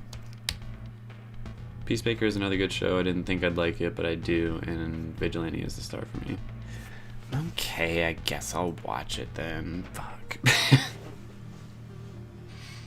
Really wish shows didn't get so awful as seasons progress, because I have a problem with starting shows and completely abandoning them. I'm good about not abandoning them, but I do agree I wish shows would either end it before they start hitting a downfall because they just don't really know what else to do with their characters anymore, or, you know, just fucking write it better. Like, there's a lot of shows where Game of Thrones, I just rewatched all of Game of Thrones again. And upon rewatching it, I firmly believe 8 seasons is plenty. They did not need more time. It's not like they went too long. It's not like they, you know, could have gone longer and needed to. The problem is those last 2 seasons should not have been 7 and 6 episodes. They should have been 10 and 10 like all the other ones, so they could appropriately flesh out the stories. And, you know, just write it fucking better. Like, I don't like, just rewatching it, I am not, you know, a critically acclaimed filmmaker or screenwriter, but there are some storylines on that show I'm like, just do this and voila, your fucking problem is solved. It works. Like, here, I'll actually tell you all one. Tell me if you like this. Like, you're not gonna like it because it's really horrible, but I think it would solve a major problem with the last season. So, big spoilers for Game of Thrones. If you don't want to hear them, this is your chance to back out real quick. Thank you, Harvey. But yeah, Daenerys, you know, as we all know at this point, loses her goddamn mind in the course of an episode because Missandei is murdered right in front of her, you know, right after one of her dragons is killed. Simple, easy fix to that whole situation. They just beheaded her in front of Daenerys and them, which, yeah, it was fucked up, and it really sucked to see Missandei die like that. But how about they do it like this? Instead of Cersei being like, all right, kill her, behead her, she's like, okay, we'll give her back to you. So she sends her down, you know, to the, you know, wherever they're at. But as she opens the gates, she still has, like, the portcullis closed, so she can't actually escape. And then while Missandei is down there on ground level, Cersei unleashes the people of King's Landing on Missandei. Would it be super, super fucked up to see Missandei literally, like, torn apart by a crowd of people? Yes, that would be fucking awful. But at least at that point, I'd be like, well, now I know why she killed all the innocent people of the city, because she sure didn't view them as innocent after that. I'm just saying, it's a really simple little change, and it would have made her, you know, fall to the dark side make so much more sense. So yeah, it's not always about, you know, seasons going on too long. Sometimes the writers are just fucking lazy or not good.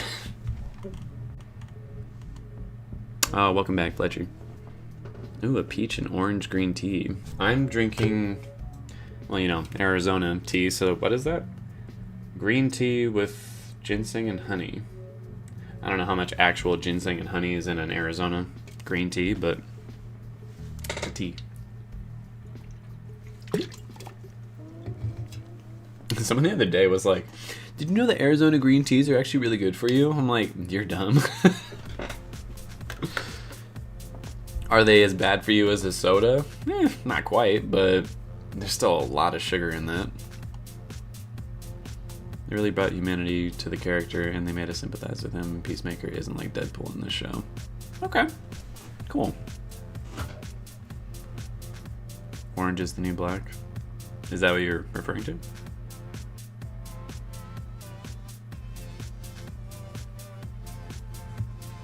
Oh yeah, the last couple seasons of Orange is the New Black were not very good. I did watch it all the way through though. And I did actually like the ending of it, but I didn't like the 2 seasons leading up to the ending. I high-key want another lockdown. I'm gonna actually... I desperately don't want a lockdown because I have not technically been in my position for 6 months. So if that happens, I'm fucked. Like, I won't get unemployment, and I don't have any money right now. So I would be literally homeless. So I really hope we don't get another lockdown. If we do, I'm really, really screwed. I did that with The Magician Season 5 and The Gifted. It's one of the most underrated actors. You think so? Had to say no to the new Kristen Bell show. It was a bit much for me. I think I saw a trailer for it, but I don't remember anything about it. You're not too late, not at all. The world needs to be 85% vaccinated. I wish Fox would be taken on the air. Oh, taken off the air, yeah. I agree. 85%. I don't know about the world. I know my country, the US, we're at like 7... I don't remember if it's 73 or 77%, but we have officially passed the goalpost that we were supposed to pass. And I don't conceivably see 85% of people ever getting vaccinated. There's just too many people who adamantly refuse.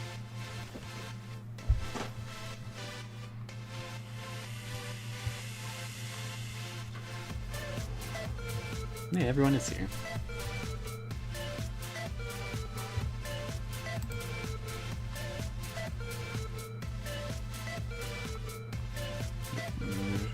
Pandemic helped me catch up with a lot of shows. It did help. I mean, I do have the pandemic to thank for why this channel blew up. Like, pre-pandemic, I had about, what, like 400 subscribers or something? If that. And then I did Dark and a bunch of other shows because, shit, I had a lot of free time. And because I did that, well, now I'm at 5,000. So I do have to thank the pandemic for that, I have to admit. But if it were to do that right now, ooh, I'd be so fucked. I'd be so fucked. It would not be helpful. Give it like 2 more weeks and then it would be helpful for me.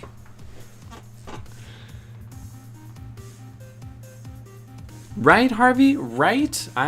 Again, like, it's horrible. I don't want to see Missandei die such a horrible death, but it would have fucking solved the problem. It was always bad, but I tolerated it because one of the biggest X-Men fans, but season 2 took me flat out. I couldn't even get through season 1. I'm sorry. I'm sorry. Just couldn't. Never got Game of Thrones either. These shows just sort of passed me by while I was doing my first degree. I know, Fletcher. Anytime I've asked you, like, hey, you watch this show? And you're like, no. Like, God damn it. Stop watching only British television. I want to talk about something. People don't like Cersei. They wouldn't have had a reason to tear Missandei apart. Okay, they don't like Cersei, that's true, but they also didn't like Missandei. They 100% would tear her apart. One, this is going to sound really fucking horrible, but the show made it clear that characters from Westeros are pretty much all white. The characters from Essos are pretty much all people of color. So I'm just saying, if you brought a person of color, a foreigner, who they already don't like just based off of the label of foreigner, and then you just put her right down there in front of a mob of people, they're gonna fucking kill her. Like, they're gonna do a lot more than kill her, unfortunately. So, I don't know, I'm just saying. They don't have to like Cersei to tear her apart. Game of Thrones was good at one point. After season 4, the writing took a fall, but the production was always good on the show. Sending abundant healing and positive. Oh, thank you so much. As a shitty situation as I'm in money-wise right now, by the way, I am, like, personally in a good place. Like, I feel very happy about a lot of things. I'm stressed about money, but, you know, it is what it is. But I appreciate all the positive vibes and all the healing energy you can send my way. Film Degree is coming out. I really like that alternative. I also think if Cersei took Missandei as prisoner and would have forced Dany to decide whether to kill all the kings. Oh, that also could have been a good option. That would not be bad. Orange is the New Black was good to me, but that's only because I used to love Ozzy, but I don't know why. Oh, yeah. I mean, it was... Orange is the New Black got to a point where the story I thought was kind of fucking ridiculous, but the characters are what did it for me. Like, that's what kept me watching. Although they really tested me when they killed off a certain character. I'm sure you all know who I'm talking about, because it was very prevalent to, you know, the landscape of the country when that happened. Intentionally so, but even still, I was like, I don't know if I want to watch after that, dude. Like, that was incredibly screwed up. Ever heard of CW Name? No. Feels like CW gave them an iPhone camera to film it and only $4 for the CGI and writing, so I forget. I mean, to me, that's a lot of CW shows. I try not to shit on CW too much, but they give me too much opportunity not to, you know? I think if the writers knew Dany was going to go crazy, then they should have been dropping hints way earlier. Rewatching the show, I did pick up on more hints than I did the first time, but even still, they have hints like that for every character. They did that for Arya, they did that for Jon, they did that for Sansa, where there were plenty of moments where you're like, they're good people, but they are making a kind of shitty choice right now because they don't really have an option aside from that. But yeah, they definitely did not give enough to warrant how dramatically she shifted there. Wanted to start his character with the sociopathy of it all. Yeah, that's a good. That's also, that could have worked. I think it's only 64% of it. I could swear we're over 70. I could swear we're over 70. I might be wrong though. I don't know. We got some TV to catch up on, so I'm gonna go. Alright, see you later, Joshua. Thank you for chiming in. I appreciate it. Aw, thanks, Rami. You all helped me get through the pandemic majorly as well. Thank Lovecraft Country and Atlanta for entering media. Aw. Atlanta was one of the shows for you? I remember you coming in from Lovecraft. I didn't realize you also liked Atlanta. Only 53% of the world is vaccinated. Yeah, we're never going to reach 85. I don't know how to explain that to people. Like, if we are almost a year past when, you know, the vaccine was first created and we're only at 53, I'm like, we're not going to hit 85. I don't think that's going to happen. To make The Gifted better, I would have said it in the actual Fox X-Men universe, take one into the main character. I mean, the whole show was kind of just a side thing. Like, it's clear they never intended for any of that to be canon, so it's another reason I didn't really enjoy it. Or Agents of S.H.I.E.L.D., because it's not canon. Oh shit, I'm sorry. I'm trying so hard to keep up. I really am. I got COVID, but I was gone because I got the vaccine. My neighbors don't believe in it, and now they're in hospital struggling to breathe. See? I almost had to go to the hospital when I got COVID, because that was before the vaccine had come out, and yeah, it fucked me up. Luckily, didn't have trouble with breathing, so didn't have to go. I think the last big show I watched was The Man in the High Castle. Ooh, I really want to watch that. I've heard it's very good. Apart from that, it's the Orville. Like Orville Redenbacher? Like the popcorn? And perform her own X-Men team after Stryker. Ooh, that'd be pretty cool, actually. That actually would be pretty dope. Why didn't they do that? Plus, Missandei was with Danny, and Cersei told them that they were coming to do a foreign takeover now. No, yeah, exactly. I'm like, the people already didn't like Danny and all of her people because, you know, they were the foreign invaders. Or what did they call them? Foreign eunuchs and savages. So, yeah, I think they for sure would have killed Missandei if she gave him to the people like that. George R. R. Martin did too good with his world building. I haven't read the books, but the wikis that I've read have really blown me. Oh, no, yeah. I highly recommend you do read the books. It's a long process because it's a lot of book, and I don't think the last two are ever going to come out, so maybe don't. You might be disappointed that you never get an ending to it. But yeah, the world building, the character development in that, and the actual conflicts that do present themselves, like, it's such good writing. It is a fantastic book series. I did not forget to do my top 10 shows, by the way. I'm just desperately trying to catch up and not doing a good job. Massive pre-Abrams Trekkie. Of course I love The Rebel. Oh, so you don't like the J.J. Abrams Star Trek movies? I remember I liked the first Star Trek with J.J. Abrams. I was like, it was alright. Not bad. Interesting take on the whole thing. The second one, I think was badly written, but I did find it entertaining. You know, it was a movie where I'm like, I can turn my brain off and kind of enjoy, like, the spectacle of everything. And then the third one, I actually remember really liking. I thought the writing in the third one was really good, until you got to the third act, and then the final, like, villain I thought was really stupid, but everything leading up to that I thought was really, really well written. But overall, the Star Trek Abrams movies never really did it for me. But to be perfectly honest, the show, like the original Star Trek show, also never really did it for me.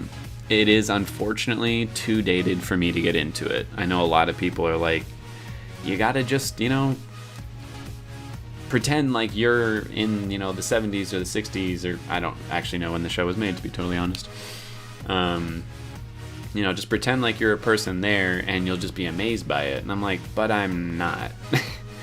I'm used to seeing sci-fi stuff that looks pretty believable. So when I see like the very 2D paper cutout, you know, effects that they have, I'm like, I can't, man, I can't.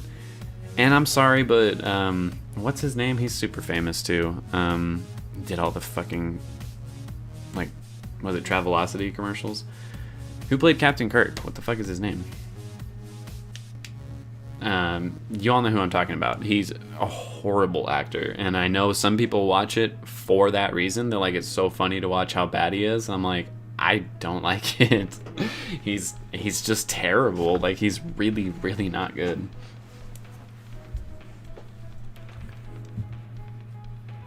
I don't know about that, but unconscious. Orville and the Lower Decks are the best Star Trek right now. Oh wait, Orville is the new Star Trek show that's coming out? Is that the one with Sonequa Martin Green, who was on The Walking Dead? Because I've heard that show's actually pretty good. The Killer Uppercuts. Wait, who killed who? Don't spoil nothing if it's... I'm probably not going to watch what you're talking about, but I might. Okay, that actually would be cool. Black and Conscious, I think you got something good. Stop watching Orange is the New Black the season before you know who died. Okay. Yeah, no, I watched all of it, so I got to see it, and yeah, it was shitty. Their shows suck, thank you. My father never liked the original Star Wars movies because in the entire wide, vast galaxy, there's only one black person.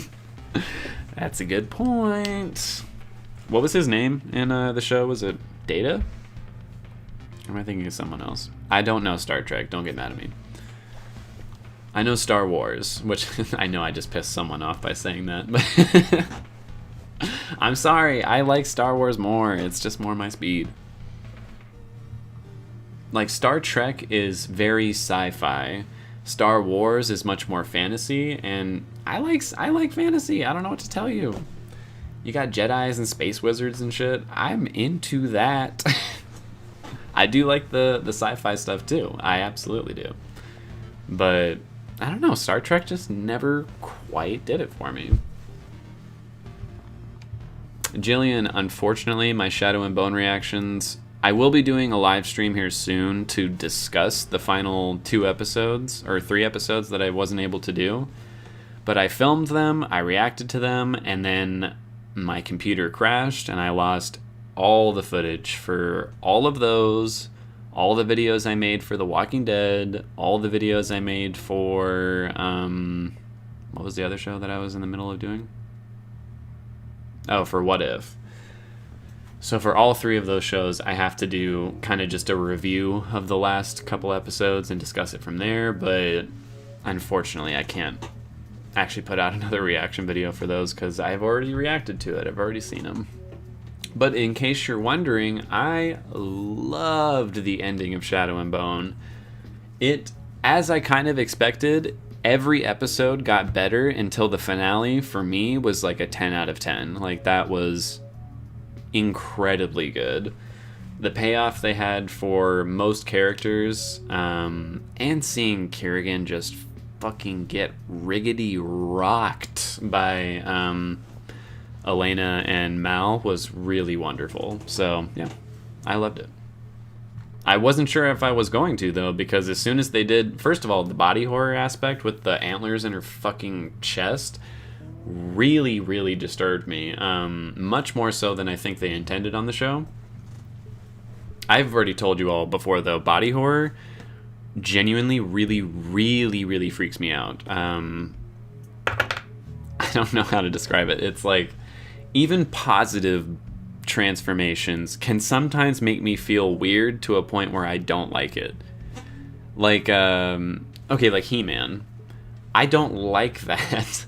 Because he's like a skinny little dude who, you know, by the power of whatever, I don't watch the show, I'm sorry. My brother is obsessed with the original, though, so that's why I know anything about it. But, you know, he gets the power, and then that makes him, like, big, buff, and strong. But even that, like, to go from that to, like, a big, buff dude, I'm like, I mean, yeah, it's a positive change, sure, but, like, it's still altering your body. It makes me feel weird. Like, again, sometimes that's okay. I can be like, all right, whatever, that's fine. But there's a lot of times where I'm like, it like gives me the heebie-jeebies. I don't like it. I haven't gotten near the lower decks, just find shows like that funny, but the Orville I love. What is the Orville? Have you read any of Jordan Run's other short stories or books? No, and I don't want to, because that motherfucker keeps writing stuff for other things. I'm like, bro, you need to finish the main series of books that you started. It has been over 10 years since the last book came out, and still nothing on a release about the next one. I'm like, I don't care about your other short stories or books. Fucking deliver me the ending to the story that you got me interested in. Yep, you did call it, Shayna. You did call it. I didn't expect Elliot to tell Jules the truth, though. That surprised me.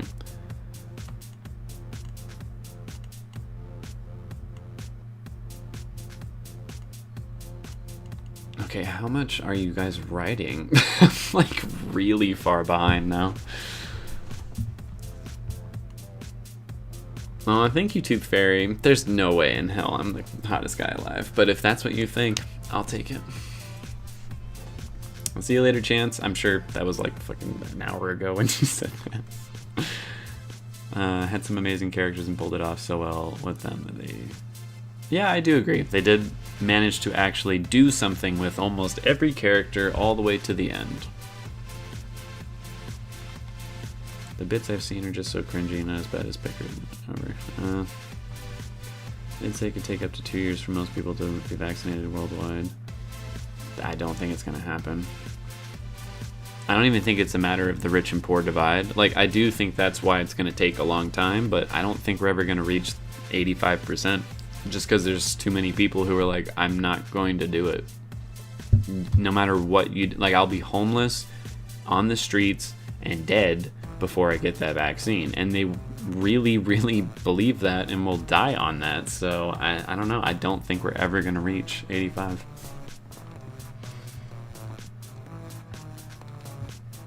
Is Quake going to be in the new show, or is that just another rumor? Because they've already recast Mockingbird as fucking... Wait, no. Who am I thinking of? Not Mockingbird. Someone said something about Mockingbird, but... Was it Ghost Rider? Didn't they say something about, like, Ghost Rider or... one of the characters, Mockingbird or something, not being the same character anymore? They're like, oh no, yeah, this character is going to be in this new Marvel thing, but it's going to be played by a different actor, and it's going to be a different character, basically. I'm sick of superhero movies because most of them are like, we have to save the world, so you already know the world's going to be fine. That's true. I think that was the big issue with Eternals for me. I'm like, they just saved the world from Thanos. And I know they're not going to destroy the entire world, so obviously they're going to win. So yeah, it kind of takes out a lot of the tension. I lost 4 members before my mom got vaxxed. Fucking hell. Well, I'm glad that she finally did, but that sucks. I'm sorry. Couldn't watch the last season of Man in High Castle. That show's torture porn. Game of Thrones could be sometimes too, and I usually could get through it.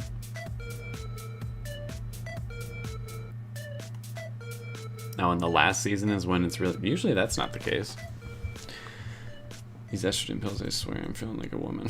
Well, I would hope so. Abrams can go suck on a pillar, drill him. Come on, Abrams has made good movies before, including, like, in my opinion, the first Star Trek was alright. And I thought Super 8 was alright. The ending was a little for me, but I thought it was an alright movie. I didn't like Slither. I know a lot of people did, but... Wait, no, that's not him. That's James Gunn, I think. What else did J.J. Abrams do? I mean, I know if it's got a huge lens flare in it, then it's obviously J.J. Abrams.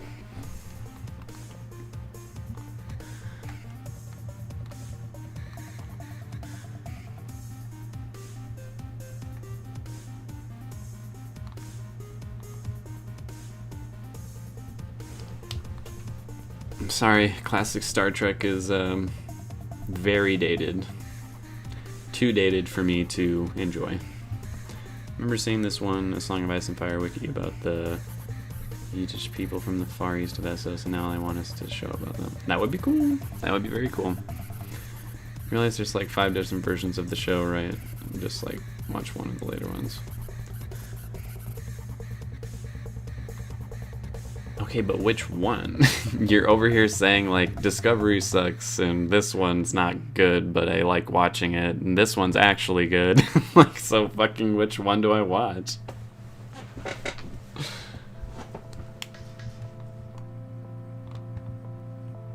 All I'll say is with Star Wars, I can watch almost any Star Wars anything and be like, alright, cool. I'm game, let's go. That being said, I have not watched the Book of Boba Fett, and I kind of don't really have any interest in it, but I will. I could watch The Twilight Zone, and that didn't bother me as much. But it also, I don't know, The Twilight Zone, it was much more subtle in its effects. It wasn't like shooting laser beams all the time. It was more like, oh, there's, I don't know, like the dude on the plane.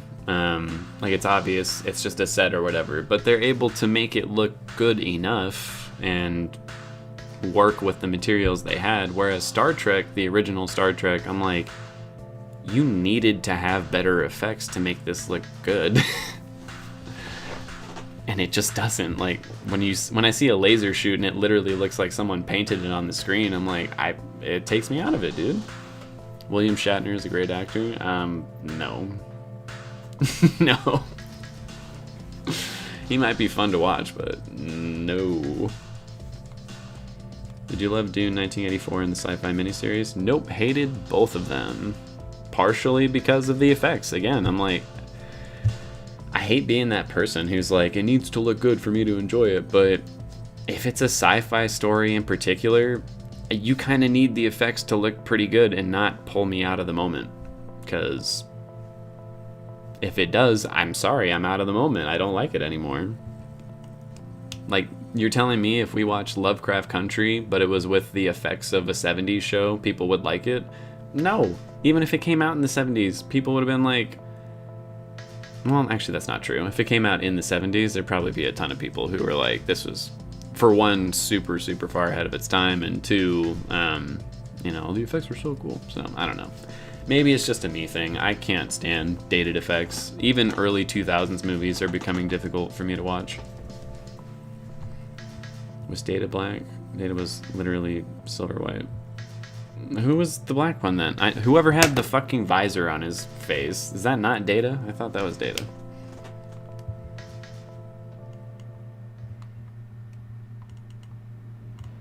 Oh my god, I'm never gonna catch up. Oh no, actually, I'm actually getting there. Ooh, welcome back, Chance. If I ever could make a movie, I'd want to make a Scarlet Witch movie based on her origin in Roma. That'd be cool. I have an irrational fear of having my head cut off for neck snap, so I hate saying that in movies. Makes sense to me. I have an irrational fear of accidentally biting my teeth out of my mouth, so any teeth related things in movies and shows, I can't do it.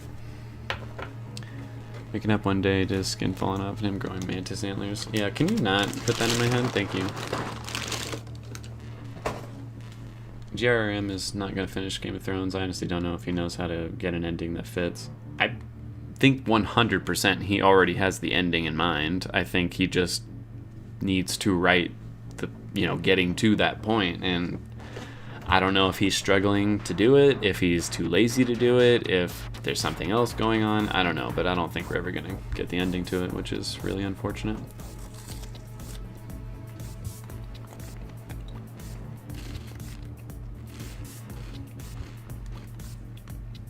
Shayna, I do think the next episode could very well open with Rue, in the hospital or something after ODing, because they did play that whole scene out as if she might have OD'd or died right there.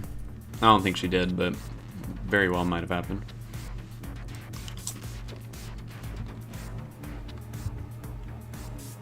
Oh, I have read some of the Thousand Worlds books, although I kind of don't like reading them, because a lot of them... It's clear that a lot of those stories are the starting points for Game of Thrones. There's a whole family in there that are literally the Lannister family. And there's some tweaks and changes made, and then they were brought over into A Song of Ice and Fire. So, yes, they're very good, but it's clear that a lot of them were literally just testers for him to make A Song of Ice and Fire.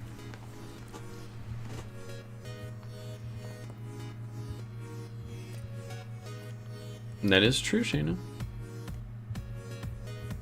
What's Hawkeye spoilers?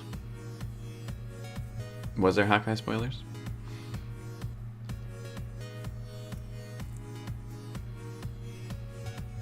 Have you been looking on HBO? Looking? I fucking love Looking. I wish, like Sense8, it didn't get canceled and have a finale movie. It actually got a finale season, but it was still very good. I love that show. Deep Space Nine or Voyager? What language are you speaking right now, Fletcher? Dude, the Book of Boba Fett is off the hook. I don't know, if I do watch the show, it's not going to be for the channel. I will warn you all that right now, because I've already been spoiled so much. Because, first of all, I know the first 3 episodes are supposed to be really slow and boring. And then the 4th episode, the Mandalorian shows up. and either the 5th or the 6th one, whatever just came out, Baby Yoda's in it. And I'm like, I really wish I didn't know that, but I mean, if it has all these characters from The Mandalorian popping back in, I guess I do need to watch it. I don't know, I just don't really have a desire. It's like the first Star Wars thing where I'm like, I don't care. I don't care. Do you have A World of Ice and Fire? No, because that was written when he was supposed to be writing The Winds of Winter.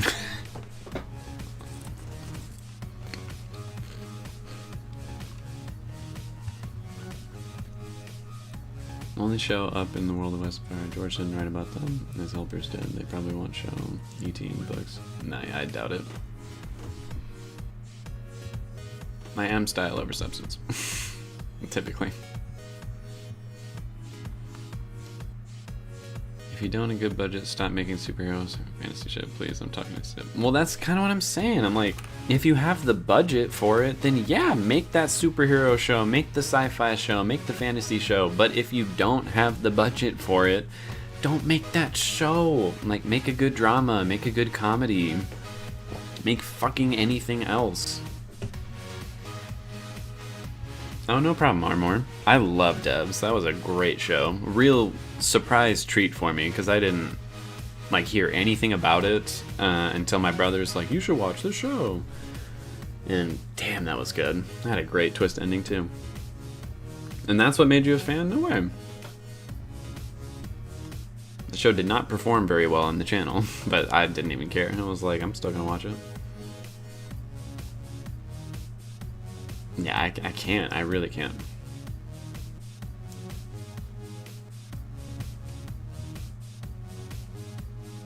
Fucking better not be. Raised by Wolves is tomorrow. Fuck. I really wanted to be on it with that show, but there's just... Well, wait, if it's tomorrow, I guess I could. Do you know if it comes out at midnight or if it comes out at a certain time? Because I need to guess it right. I'm adding a show, everybody. Watching Raised by Wolves tomorrow. Fuck. I don't know. I might have to just drop a show or something, because there's just too much that I need to do right now. But I really don't want to miss Raised by Wolves. Like, I loved the first season, for the most part.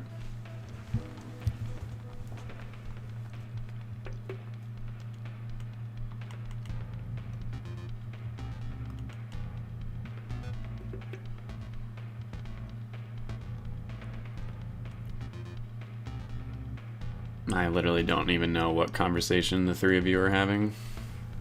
You have fun with that. I'd like to read more about Ashai. Ashai is one where they mentioned it a lot and then just never went there. I would also like to know. Who spoiled me? A thumbnail on YouTube, because people are fucking stupid.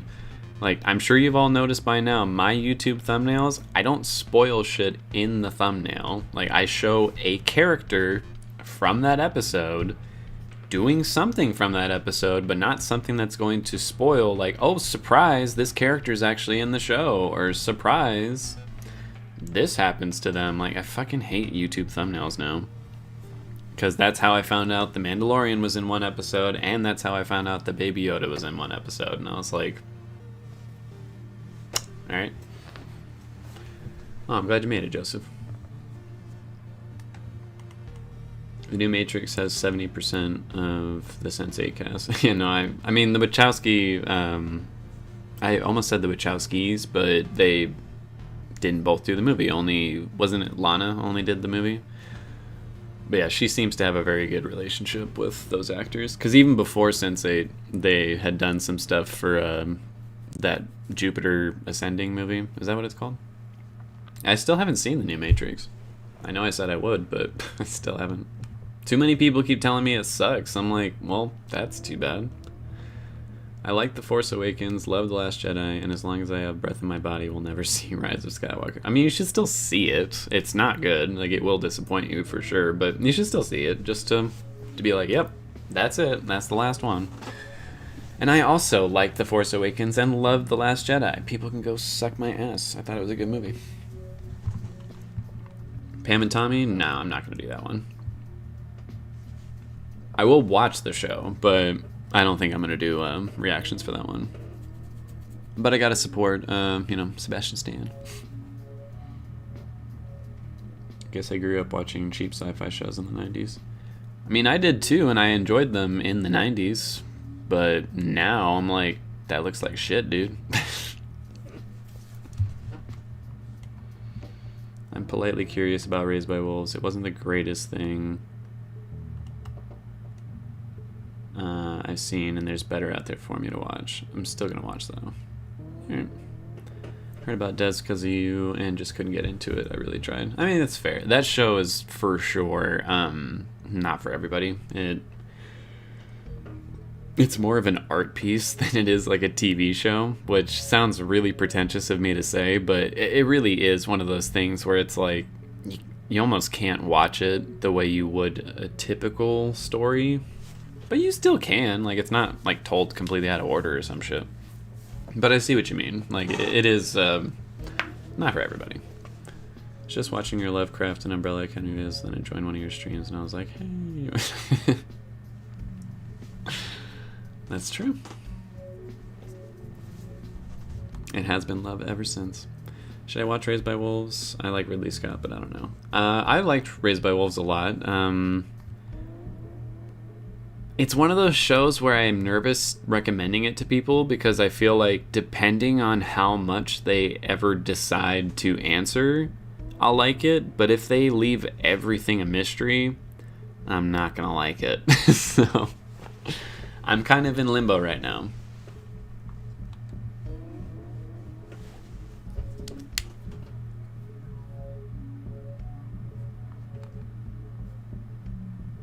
Oh, Rami, you were the one who suggested Raised by Wolves to me? I accept all your recommendations. What do you mean? Like, anytime any of you were like, watch this, unless I've already seen it and didn't like it, I almost always am like, all right, it's going on the list, and at some point we will be watching it. 12 a.m. That means it comes out tonight.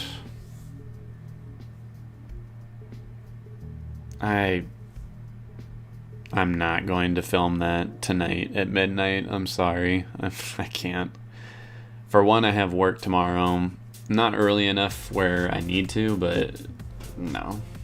I'll watch it tomorrow after work or something. It's the Canis and Lovecraft. I got you.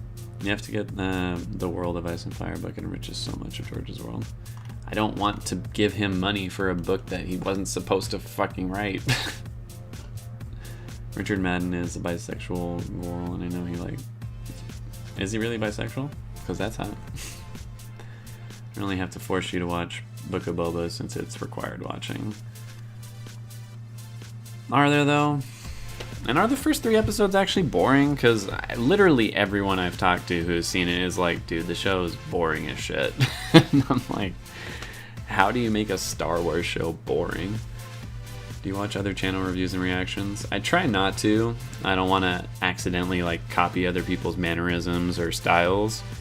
But I mean, every so often, I'll pop into something and be like, what did you think of this? And more often than not, I don't agree with the reactions or opinions of other reactions and reviewers that I've seen.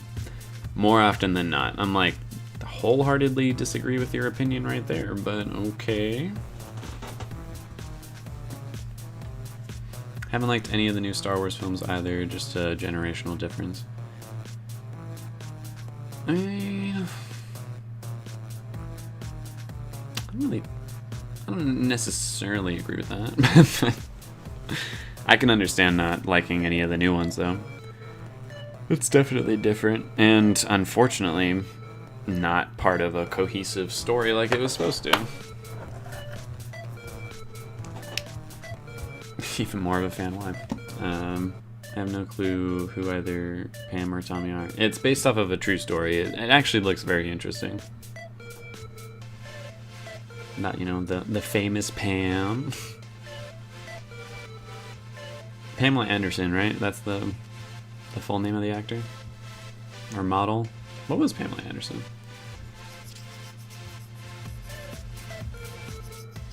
Charmed and Buffy will never get bad for me. See, even that, like, I tried watching an episode of Buffy after a bunch of you suggested I should, and I'm like, I can't, dude. Like, these effects look horrible. Like, they look like the effects that I put on my, like, sketch comedy videos in high school. I really don't like it. We do Stan Sebastian Stan. I don't know why, but I just didn't like Raised by Wolves. I wanted to, but not for me. Fair enough. I think the show has a really heavy religious undertone, which personally I think turns a lot of people off of it. Almost turned me off of it, actually, but didn't, because I feel like a lot of it is a critique of that religion.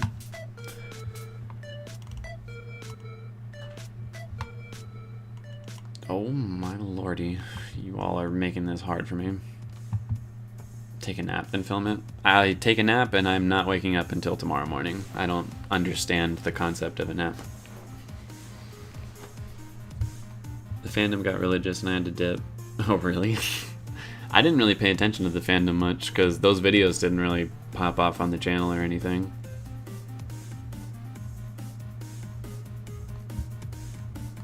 Father is a DILF. And he did keep me to stay. Been suggesting The Leftovers for at least a year now, and you still can't watch it. I will eventually, but I mean, here we are once again, where I'm like, okay, well, here's what'll happen. I do The Leftovers instead of Raised by Wolves tonight. Then I do Raised by Wolves a couple weeks from now, and at that point, nobody fucking cares, and those videos all get 100 views, and I have $2 in my bank account right now. I kind of need to make some money smart decisions here. So The Leftovers, it's gotta wait. But I will watch it.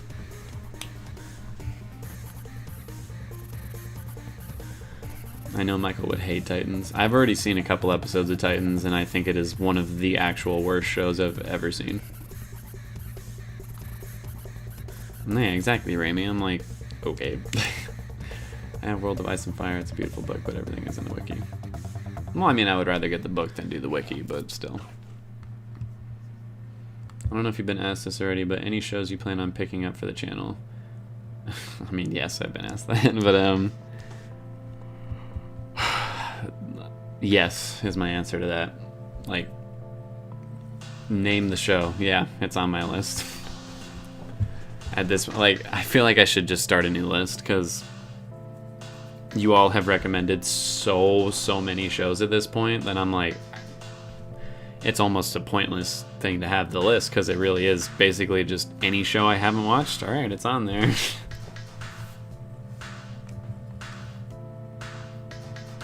This might be controversial, but I don't like Star Wars. I'm watching Book of Boba Fett, it's okay, and I watched The Mandalorian. I mean, it's not controversial. There's been plenty of people who don't like Star Wars. I like Star Wars. I think it's cool. Playboy model and actress. Man, she went through some bullshit in her life. Oh yeah, Stripperella. Only good actors on Titans were Ryan. I disagree. The actress who played Barbara, Anna, and Regan at times. The rest of the cast was rough. I don't think there was a single actor in the episode I watched, at least, that impressed me even a little bit. I thought all of them were very bad.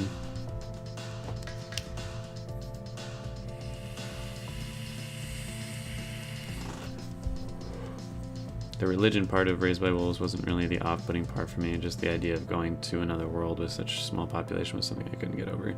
See, that's what made me really interested in it all. I'm like, oh, this sounds fucking cool, actually. Like, restarting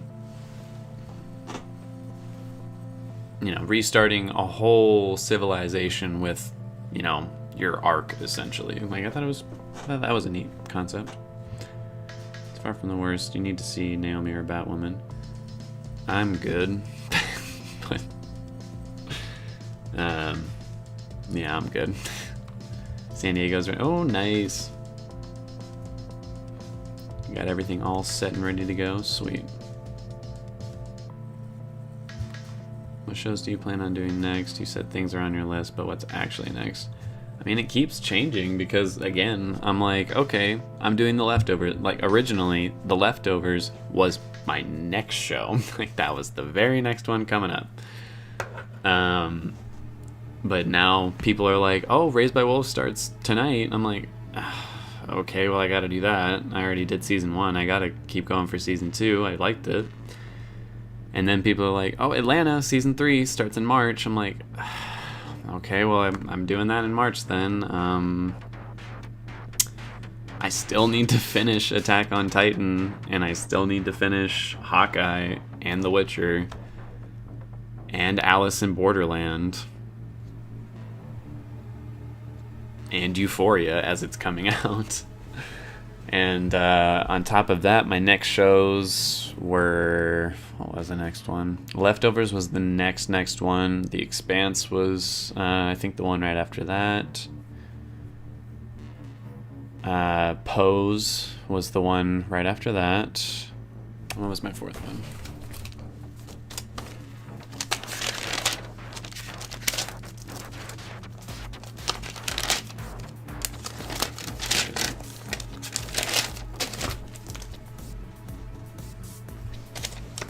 Where is it?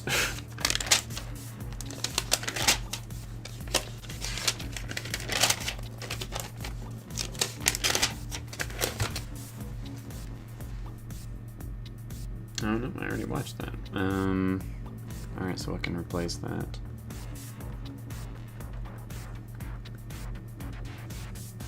Which one of these should I put up?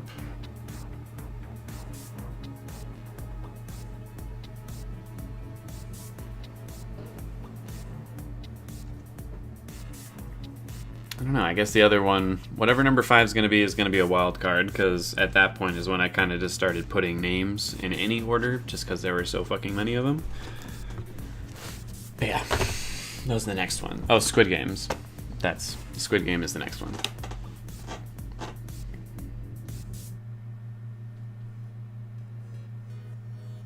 You may not see it within the next year. I already have to finish all these shows, and it takes me months to finish one show. How to watch and film your reactions, just one at a time, or do you watch a bunch and then edit them? Well, I do both. Sometimes I watch, film, edit, upload. That's like the safe way to do it, because I have watched a bunch and then edited them all, but that's also how I lost all the episodes for The Walking Dead and Shadow and Bone, so it makes me kind of nervous to do that, but it is more time efficient to do it like that. So yeah, I don't know. You should get the shortest shows out of the way. If I could vote, I'd say Arcane. See, that's another one that's kind of time sensitive. I can't wait too terribly long to do that. I've already waited too long, but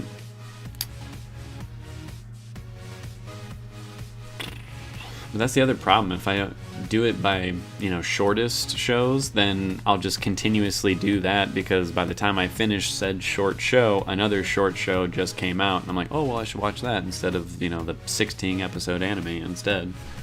So, I don't know. Again, this would all be so much more simple if I could just get paid enough to do this all on its own. And then I could just say, all right, from 9 to 5, Monday through Friday, I film and I edit and you get all your shit. And we would not have these issues. But because I work and have all my artwork that I do, there's just not enough time to do all these. There just genuinely isn't enough time.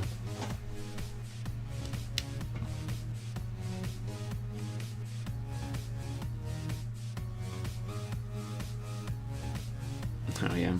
Don't know how I feel about this, but some reactors do one-time payments on their Patreons to prioritize the show. That seems kind of skeevy. I don't feel comfortable doing that. The women in Titans basically carried the show in terms of acting. I didn't think they were that good. I hate to say it, but Brenton Thwaites cannot act, but he's pretty, so that makes up for it. I suppose. If I could edit, I'd definitely donate my time. It's all good.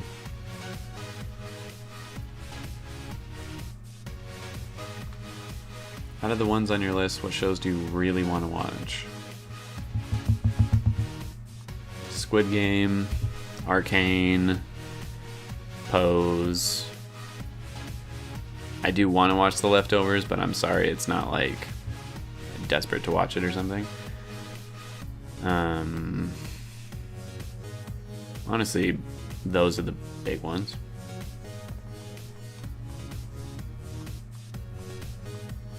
What do you actually want to watch? Like, yeah, like that's what I said.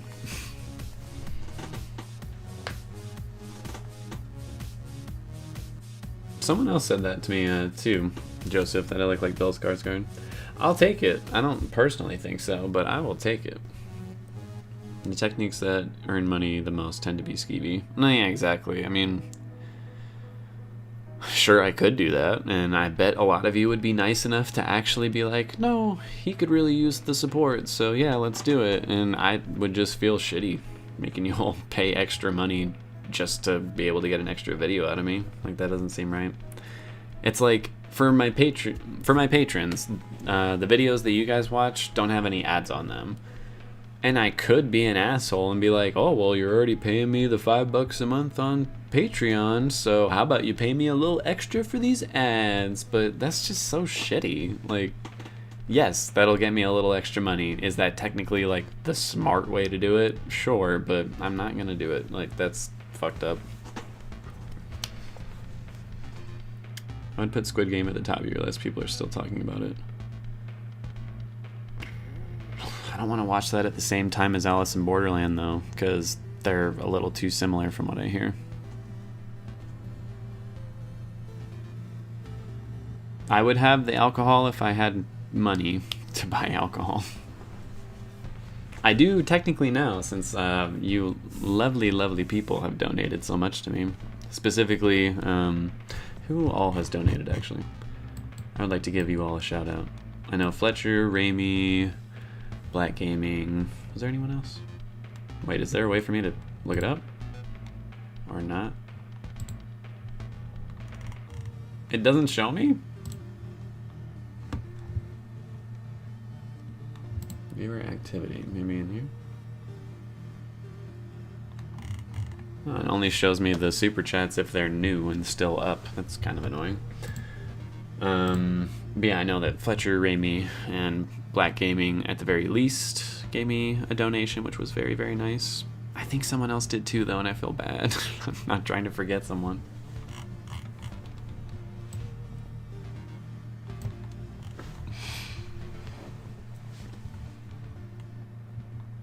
That's what I hear, Harvey. I'm excited for Pose. It seems like it would be a very fun show. If anything, it sounds like the show most similar to the vibes of Euphoria.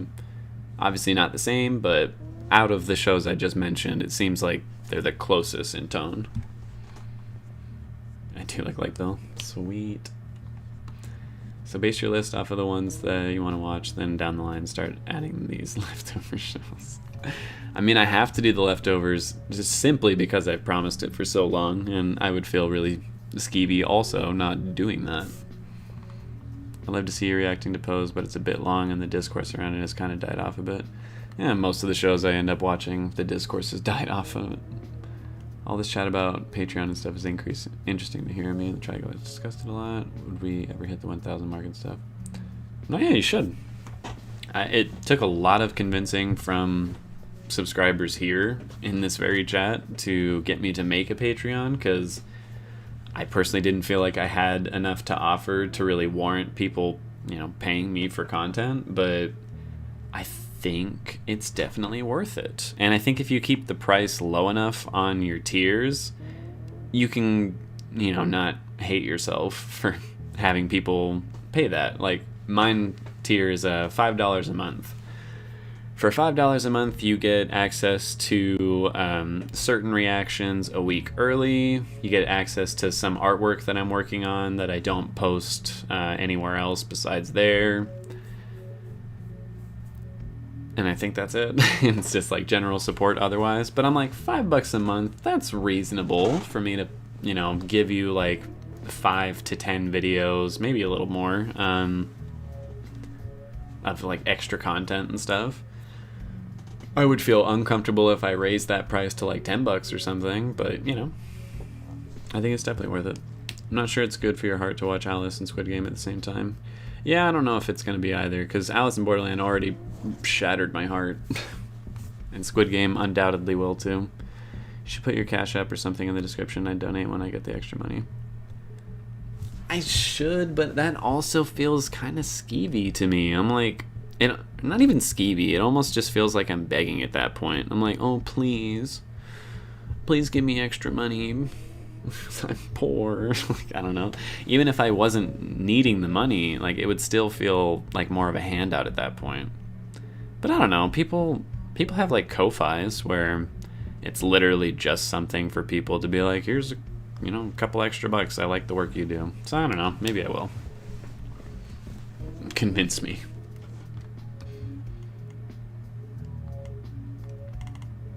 I swear it was a mistake, but if you like it, I love it. Leftovers is like 40 episodes. Fuck.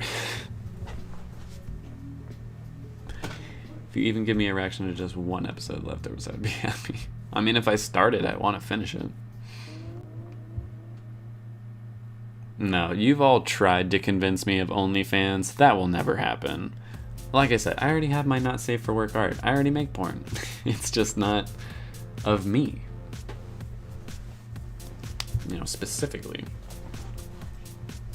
And no, I'm not going to tell you where it is. You got to go find it. Use your little detective skills. It's the fucking internet age. It shouldn't be that hard. There's a channel on YouTube called White Channel Noise, and you get full-length movies at $1. Perks go up from there, and they've got hundreds of patrons now. That's actually pretty cool. If you don't put your Cash App in your description, I'm sure some potential sugar would send you like $500. I mean, I technically don't have a Cash App, so I'd have to download that first. That you make a good point there. If some random person was like, "Here's $500, you're hot," I'd be like, maybe I will quit my job. Killing Eve is 24, soon to be 32 and done episodes. That's not bad. I think it's a lot, but it's not a whole lot. Even The Leftovers, like 40 episodes, that's what, like 4 seasons, 5 seasons? I love your episode breakdowns, reviews, so I'll watch Leftovers when you start watching it too. Alright, cool. I don't need to put it on OnlyFans, I already have it somewhere else.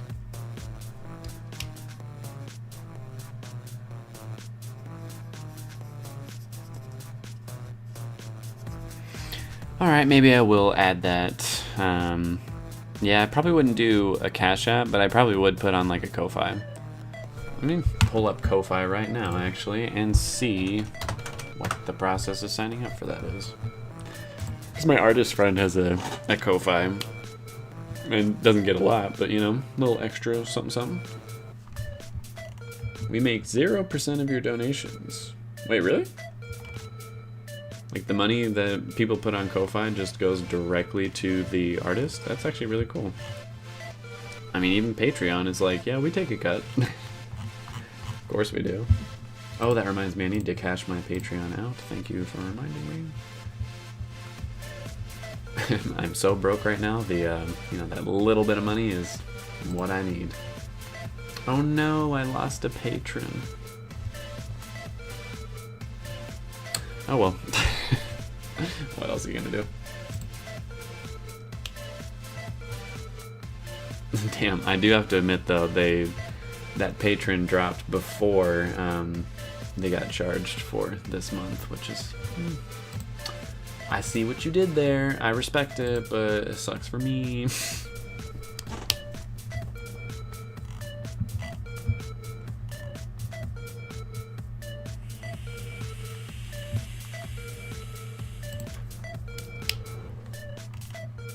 Withdraw balance. Send it on over to my bank account.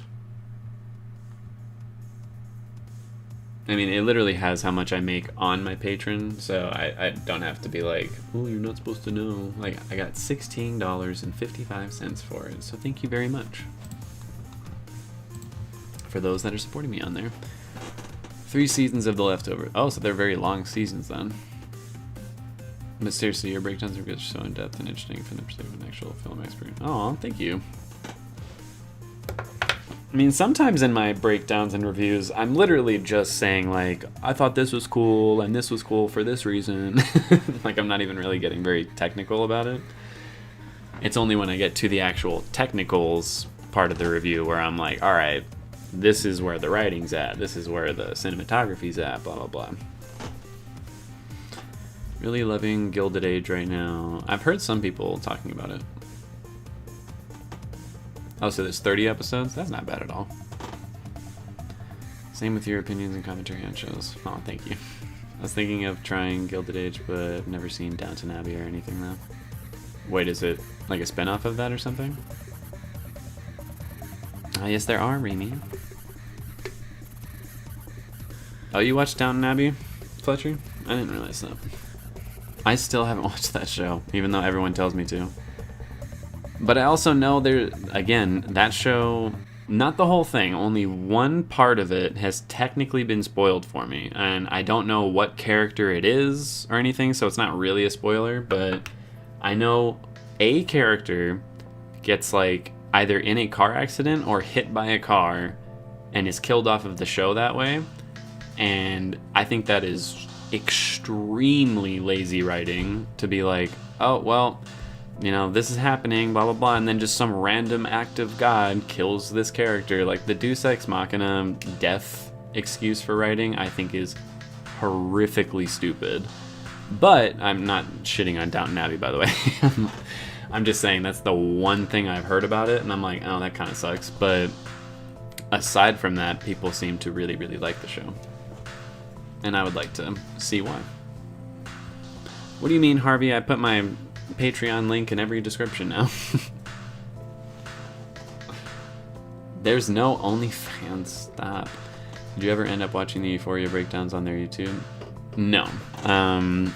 I've kind of been forcing myself not to, because again, sometimes that puts thoughts in your head as to like, oh, the filmmaker was going for this, and I only notice it now that they've said it. So therefore, did they actually get that across, or do you just see it because they told you to? So for that reason, I try not to watch the breakdowns or anything. Oh, the top 10 list. Oh, I'm so sorry. Thank you.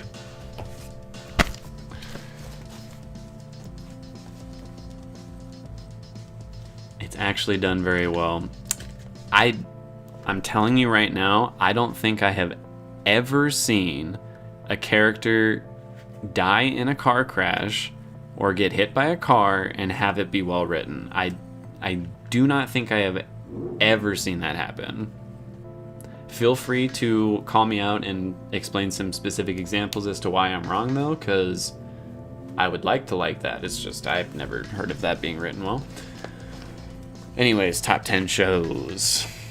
Continue on with that conversation, by the way. I'm just getting started on the top 10. So number 1 show, without a doubt, is Dark. A German Netflix show. I refuse to say anything else about it in case people don't know already, because that show is best experienced blind, not knowing what the fuck you're about to experience, because it is a wild ride. Have you thought about doing a podcast with audio from your videos? There's a guy that I follow. It's been shown every platform you can. I've thought about it, but you know, I haven't done it yet, obviously. You go through a while where you mostly do movie reactions, so you don't have to commit to like 60 episode shows. Yeah, but a movie takes a long time for me to edit. Like, that's a 2-day edit kind of thing, as opposed to a 1-day edit. They do get a good amount of views, though. It's sort of foreshadowed several episodes ahead, and then it goes on to having consequences beyond the death for other side characters beyond, sometimes many seasons later. I mean, the consequences, it's good that there are consequences, but I mean, there's always consequences to a character death. But if the character death is just a random act, like, I don't know, that just seems lazy. I'm curious as to what you mean by it's foreshadowed, though. Because if you mean, like, oh, it's foreshadowed as in, like, oh, it's hint, hint, someone's going to get hit by a car, I think that's kind of lame. But if it's hint, hint, like, this character is making really stupid decisions that lead to this car wreck, then I'd be like, okay. So, yeah, that's really iffy. And I thank you for not trying to spoil it, because I do want to watch the show. Gilded Age has the same showrunner as Downton Abbey, but that's about it. Oh, okay. Set in 1880s, Downton Abbey is set in 1914s to the... Damn, Downton Abbey takes place over that much time? Mild spoiler, but that's okay. You gotta finish it, it's a damn good show. Thank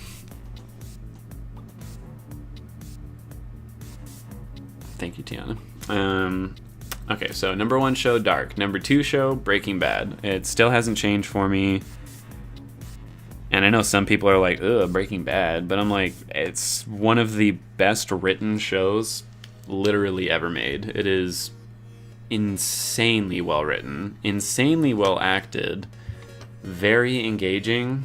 And not once, not even one time do I think they glorify like drug dealing or any of the fucked up things that the characters do in the show. They make it pretty obvious to me that they're like, yeah, this is really fucked up what you're seeing. Do not emulate this. Like, these are bad people. So, that's my number 2. I have not seen Westworld yet. I lied to my whole family and pretended like I did for a long time, but that's on my list. That was originally going to be like one of the first shows that I watched right after The Umbrella Academy, but so many people told me that it's like the last couple seasons are really disappointing, so I'm like, I'll push it back a little bit. Number 3 for me. Oh, fuck. We're getting to a point where I'm like, I've seen so many shows in my life that it's getting a little hard to remember all the really, really good ones. I think number 3 for me is probably Mr. Robot. I haven't finished it, which I feel like is kind of unfair. I shouldn't even put it on the list if I haven't finished it, but from the 3 seasons I saw, it's one of the best things I've ever seen. So, Mr. Robot, number 3. Number 4, Lovecraft Country, for sure.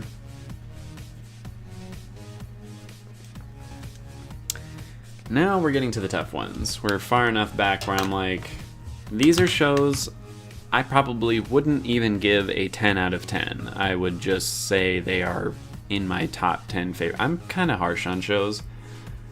Well, that's not true. I feel like I'm pretty nice, actually, when it comes to reviewing things. Not as nice as some people, though. I see a lot of people who just want to, like, suck the dicks of the creators of certain shows, and I'm like, I'm sorry, but that was not good. Westworld is good as most people think it is. It's not a bad show, but it pretends to be clever. Well, to be fair, I think a lot of shows pretend to be clever. But as long as it's actually a little bit clever, I'm like, okay, fair enough. But there's a lot of shows where they're like, ooh, look how smart we are. And you're like, okay, sure. Raised by Wolves sometimes gives me that vibe where I'm like, I feel like this show thinks it's more clever than it actually is, but maybe I'm just stupid. You really did go in on that review, Fletcher. And you are a harsh reviewer. You don't like any Marvel movies. You don't like anything fun. You only like fucking British things. That is an exaggeration. I'm being mean. I'm kidding. But, like, also not a little bit. Mr. Robot is one of the few shows that doesn't fizzle out at the end. Thank God. Thank God. Okay. What you gonna do? Tell me. Be detailed. You think I'm scared? I really don't know more shows. I'm having trouble. Start naming them off. Like, you all know the shows that I've watched at least, so... Or you know some of the shows that I've watched. Start popping off some names for me. Umbrella Academy is ass to me. I don't see the hype at all. I 100% agree. It's actually not that great of a show, but I do really, really like it. It's one of those types of shows where I kind of break my own rules of like, oh, there's parts of the writing that are not good, and I still enjoy it anyways. Like, I feel like that's a show where the characters really do it for me. Like, they make it extremely watchable. It's not even close to a top 10 show for me, though. I remember when I said that, too, in Season 2, Episode 1, when I started reviewing the show, because I didn't do anything for Season 1, I was like, yeah, I like the show. It's not like my favorite or anything, but I think it's really entertaining. People in the comments went fucking off on me. They were like, oh, if you don't like the show, then you shouldn't watch it. I'm like, well, damn, I didn't say I didn't like it. Holy shit. Just said it wasn't my favorite because it's not a perfect show, even remotely close to a perfect show. Ooh, Avatar: The Last Airbender. Should I put that in my top 10? I feel like I should. The writing is actually incredibly good for that show. Devs. Some things are going to have to move. Because, what is this? I'm getting a message. Hold on.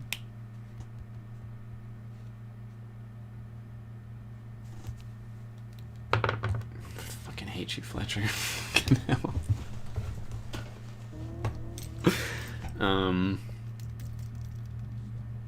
Lost my train of thought. Shit. Anyway, Dragon Prince I haven't watched. Holy shit, that distracted me. Atlanta, I think probably would land on the top 10. You did tell me. You did. Am I wrong, though? What non-British show do you fucking like? Tell me. So we can actually talk about a show together.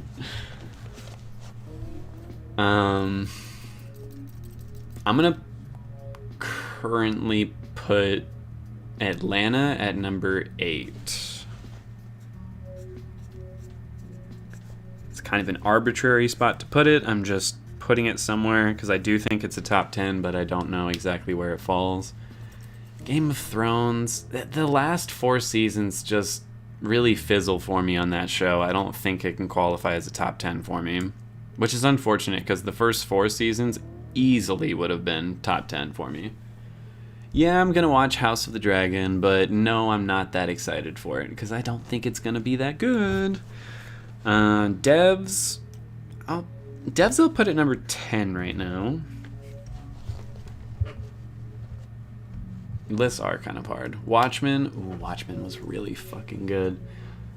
I've heard a lot of people shitting on it here recently too, where they're like, so many people are saying the show was good, but it's not. I'm like, it was actually a fantastic show. I'll put that at number 9 for right now.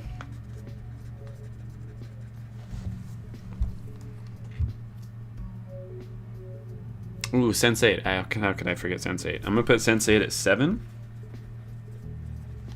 I love that show.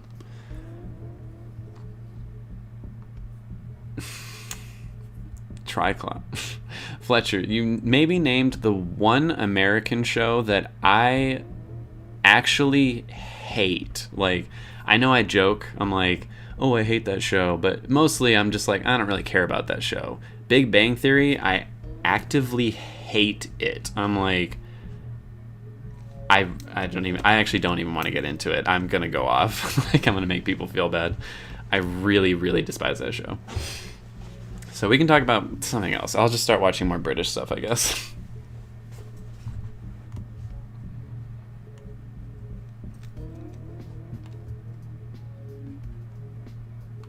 They did that to you with Attack on Titan. I felt so good. I'm glad you never reacted to my own on this channel because of that fandom. Yeah, to be honest, I might stop doing animes altogether on the channel. I know a lot of people want to see me do Demon Slayer after this, but I'm like, the fandoms for every anime I've attempted, they're just fucking rude and not fun to like do anything with. I don't know. I don't think it's worth it. as much as I love anime, I think a lot of the fandoms for anime are like the most egregiously shithead neckbeards I've ever seen. So yeah, I don't know. I might not do any more animes after Attack on Titan. I do want to watch the new season of My Hero though, because I still never did. Yeah, for real, the fucking Reiner thing. I was like, I'm sorry, am I supposed to like Reiner? I'm pretty sure everyone is supposed to hate him at this point that we're at. Haven't seen a single episode of Attack on Titan, but I know those fans are some of the most brutal out there. They're really shitty. They're really genuinely shitty. Which is terrible, because the show's actually really, really good. Do you like corporate drama? Not really. It can be good, but like Mad Men, as good as Mad Men was, it got kind of boring for me. And I never watched, what's that new one that's got, oh shit. I can't remember the name of the actor, but the guy who played the original Rhodey in Iron Man. It's him and, someone else who's really fucking famous. She was the mom in The Karate Kid and also a million other things. Fuck, I can't remember the name of it. But I like to stick to fantasy usually, just because a lot of times when it comes to shows and movies, like I want to escape. Like I just want to forget about the bullshit in the real world anyways. Give me bullshit from a fantasy world, not the one we're in. Cory in the House was robbed. Cory in the House was not a good show, I'm sorry. I remember watching that as a kid and not liking it. I was like, this is not That's So Raven. Didn't like it. Tried watching Billions again and couldn't watch like half an episode. I don't know. I have seen Legion. I've seen a season and a couple episodes and I really liked what I saw, but I never finished it. I don't even remember why I didn't finish it, actually. It wasn't because I didn't like it. Star Trek is American. Yeah, well, anything else besides Star Trek? What do you mean hate Big Bang Theory? The fact that any of you like it, yeah, I'm gonna be rude when it comes to Big Bang Theory. That's why I didn't want to talk about it, because, like, I think to even like that show is kind of ridiculous. Sorry.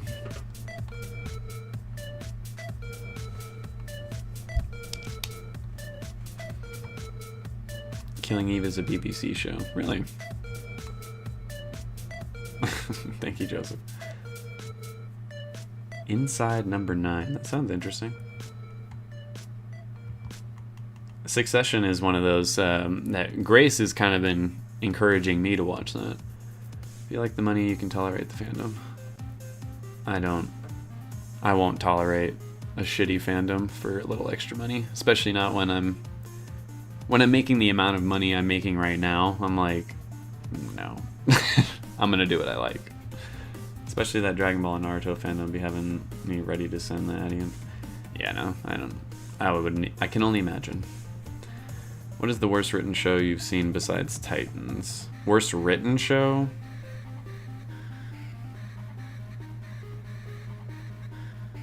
Oh, I don't know. Maybe Arrow? Arrow on CW? I think genuinely might be one of the worst written shows I've ever seen. Fandoms can be. Taraji, yeah. I don't remember her last name, but yes, that is the actor. You should watch Inside Number 9, it's great. Each season, it's like 6 episodes and 30 minutes. It's a mix of comedy, drama, and horror. Oh, that does sound cool. Anime fans in general are why I never wanted to try it. They were weird in school and toxic online. Yeah. What do you mean you don't do horror, Fletcher? Come on. It's fun. I have a lot of friends that don't do horror stuff at all, though. I wish they did. It's fun to get scared. The fact that Raven episode of Cory in the House is the best, too. I didn't even know that Raven was in an episode of Cory in the House. Best old Disney Channel show was definitely That's So Raven and Sweet Life of Zack and Cody. Those were both very good. I like them a lot. Firmly believe in Twitches and Twitches 2 supremacy. I do too. Twitches, I actually don't know if I've watched Twitches 2. I think I did, but I don't remember it. But Twitches was the fucking shit. And I actually got kind of freaked out as a kid when like the big black cloud was like chasing after them in the house. I'm like, oh shit, run for your life. Has a great finale. You should see if you can finish it. Oh yeah, I might as well. Halloween Town, yes. Wizards of Waverly Place was just past my time, but Hannah Montana I just didn't watch. Like, that was in my time of childhood shows. I just didn't want to watch it. It is like a trauma reaction. I fucking despise it. Like, I really, really, really hate it. It, like, gives me... Okay, the reason it bothers me so much is because it gives me flashbacks to being in high school and going over to my friend's house, and every fucking day... He's like, ooh, I don't fucking know, like, let's play whatever video game we're into at the time. And so we're playing video games for a minute, and I'm like, cool. And he's like, oh, wait, Big Bang Theory's about to come on. And so we have to drop everything, and for the next 30 minutes to an hour, sit there and watch fucking Big Bang Theory. And I just hate it. It was literal torture every time. And because I was forced to watch so much of it, I'm like, no. Fuck the show. Fuck the people that like it. Fuck the creators of the show. Fuck the stupid Sheldon spin-off. Like, fuck it all. Sorry, you guys got me mad. Like, I need a second. Oh, I hate that show so much. Alright, I need to calm down. Give me a second.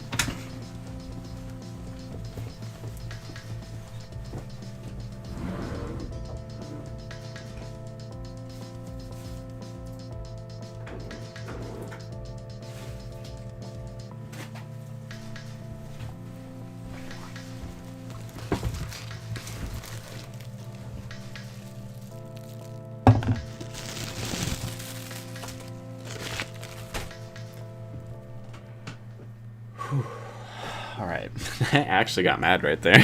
I don't do horror, you know that. I know you don't, and you should. You'll go on roller coasters with me and put up with the fear of that, but you won't watch a scary movie with me? Shame.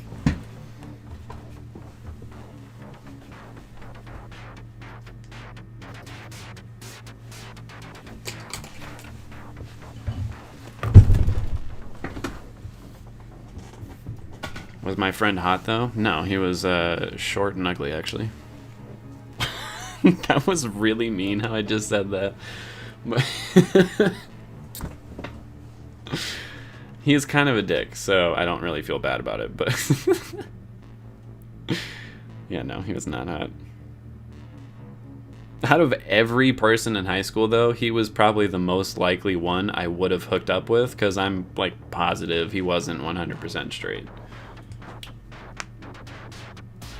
But like I said, he was kind of a dick, so not for me. Have I seen The Office? Yes. I've watched it, I don't know, like twice all the way through. It's funny. I'm not like a huge fan of The Office. I'm not a person who's like, The Office is like the funniest fucking thing ever. I'm like, it's funny. It's very funny sometimes. But sometimes I thought it was a little annoying, and sometimes... like, I don't know, it was good, but that's really all I have to say about The Office. I'm like, yeah, it was good.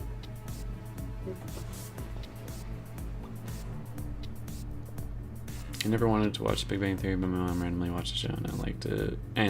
Something about Will Wheaton dissing Sheldon or something. Okay. I was talking to my friend about how I think Jeepers Creepers is underrated. That freaked me out as a kid. And, like, I know it's popular, but it's not as beloved as I personally think it should. It should have more shine than Chucky. I think it's definitely better than Chucky, but I barely remember Jeepers Creepers. I just remember it being really freaky, just because it's someone who literally, like, skins people. Yeah, the friend's a little heartbroken. Was your friend hot? Hell no.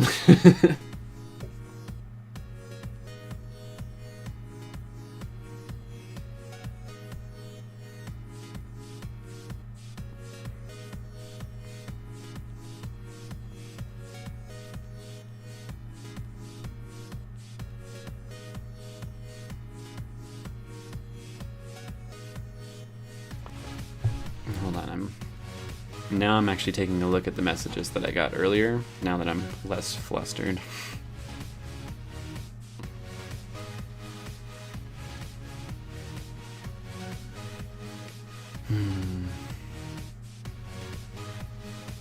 Alright, that made me forget about Big Bang Theory. Let's go. Sinister is a really good horror movie too. It is. Very good. A little too reliant on jump scares, but it's not the most egregious error the movie makes or anything. Favorite movies? Memento, Parasite, Gone Girl. What's another one? Blade Runner 2049, Dune.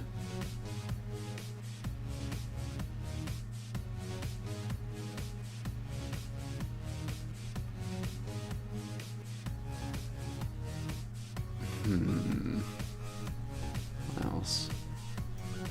Probably like Spirited Away, Nightcrawler, Black Swan. I'd put those all in like top 10 favorite movies. I don't think I said 10 movies, but you know, I said enough. It's my favorite type of comedy. If any of you have seen Portlandia, that's my favorite type of comedy. Like really awkward or like unconventional kind of humor. Like you laugh because the situation is not going the way a normal person would play it out. Where you're just constantly like, who the fuck would do that or say that? Like, I don't know. It's kind of hard to describe. I like really good unexpected humor. If it's formulaic in any way, I almost always don't like it. But I'm also not the hardest person to please when it comes to comedy. I laugh fairly easily, as evidenced by the fact that when I'm filming my reactions for stuff, there's plenty of times where I'm like, ha ha ha, that was so funny, and then I'll watch it with a friend and then they're just like and then just nothing. I'm like, oh, I guess I just blew it out of proportion, whatever.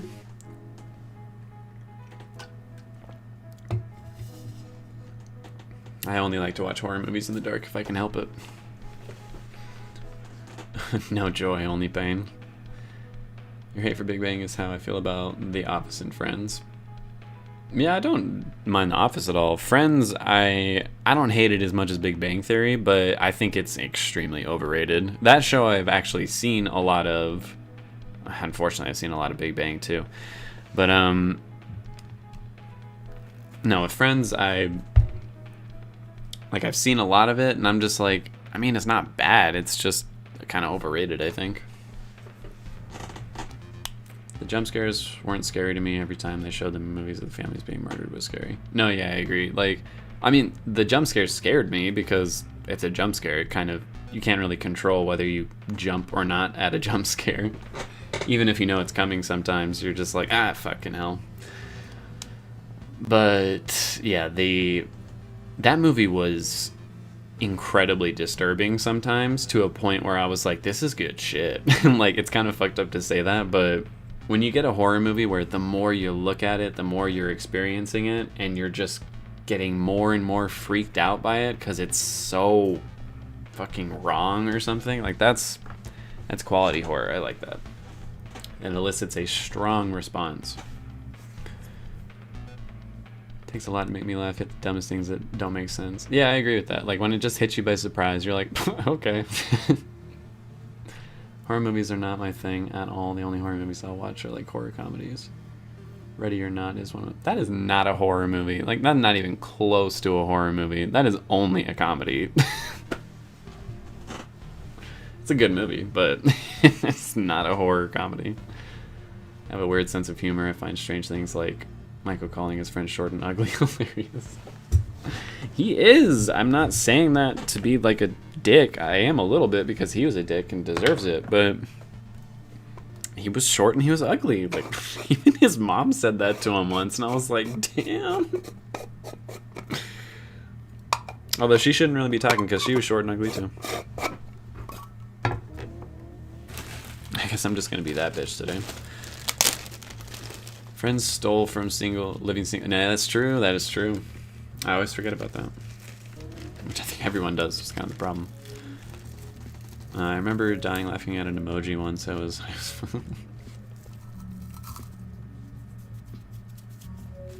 Melissa McCarthy. She's back and forth for me. Sometimes I think she's like extremely funny, and sometimes I'm like, can you shut up, please? Like,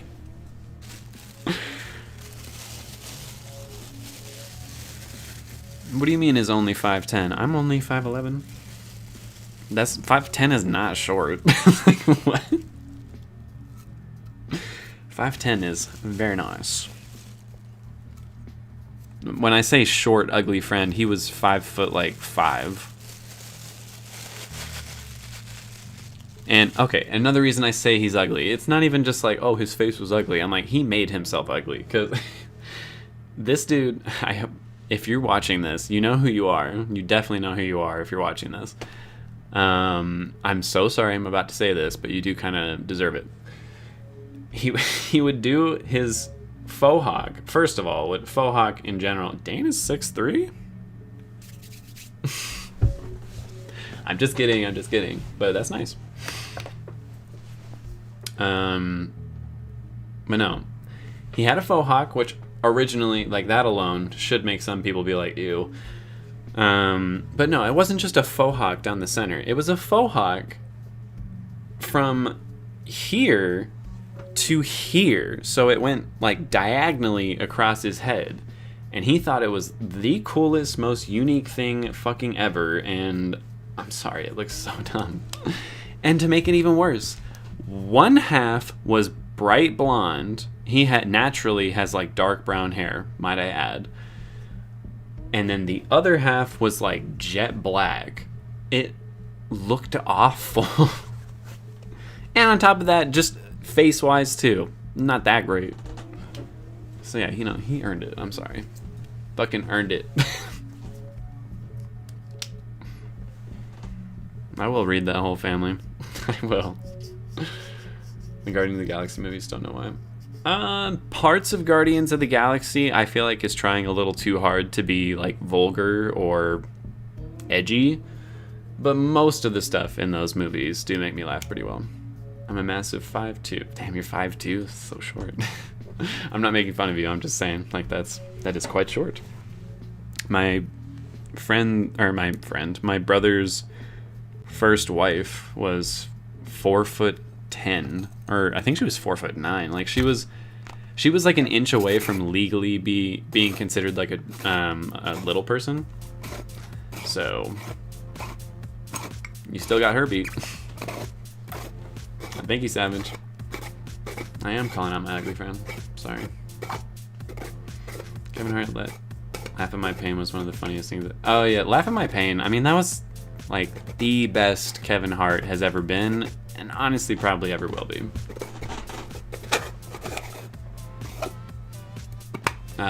Fletcher, you fucked up. You brought up Hot Dane again. Now that nickname has come back. Ugly people don't even be ugly for real.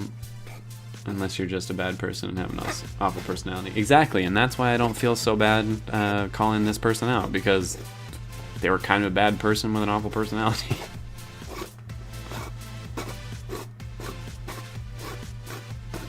I laugh every time Groot dances at the end and drags his legs. Oh no, yeah, that's funny. Like, that was a funny little scene. And it was a funny little callback in the second one when they, did it again. I was like, oh, that's cute.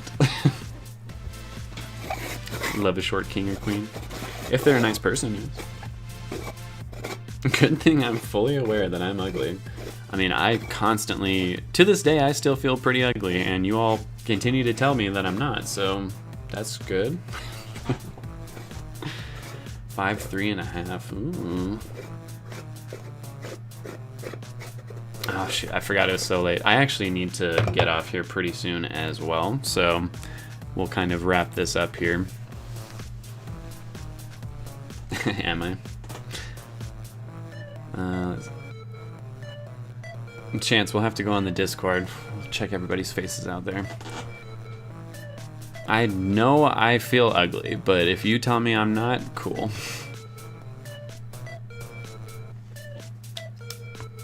Not dating a man with no teeth and pimples everywhere, but you got a good personality. You make a damn good point right there, Black and Conscious. You make a damn good point.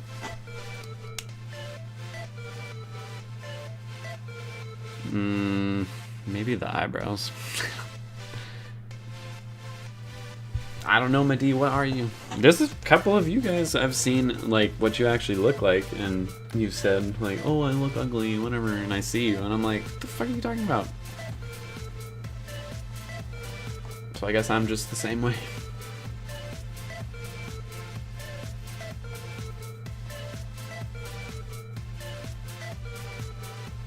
Oh yeah, the shirt off stream. That was fun. Many comedies that I have seen, I've never laughed at anything. That's comedy is big enough for me.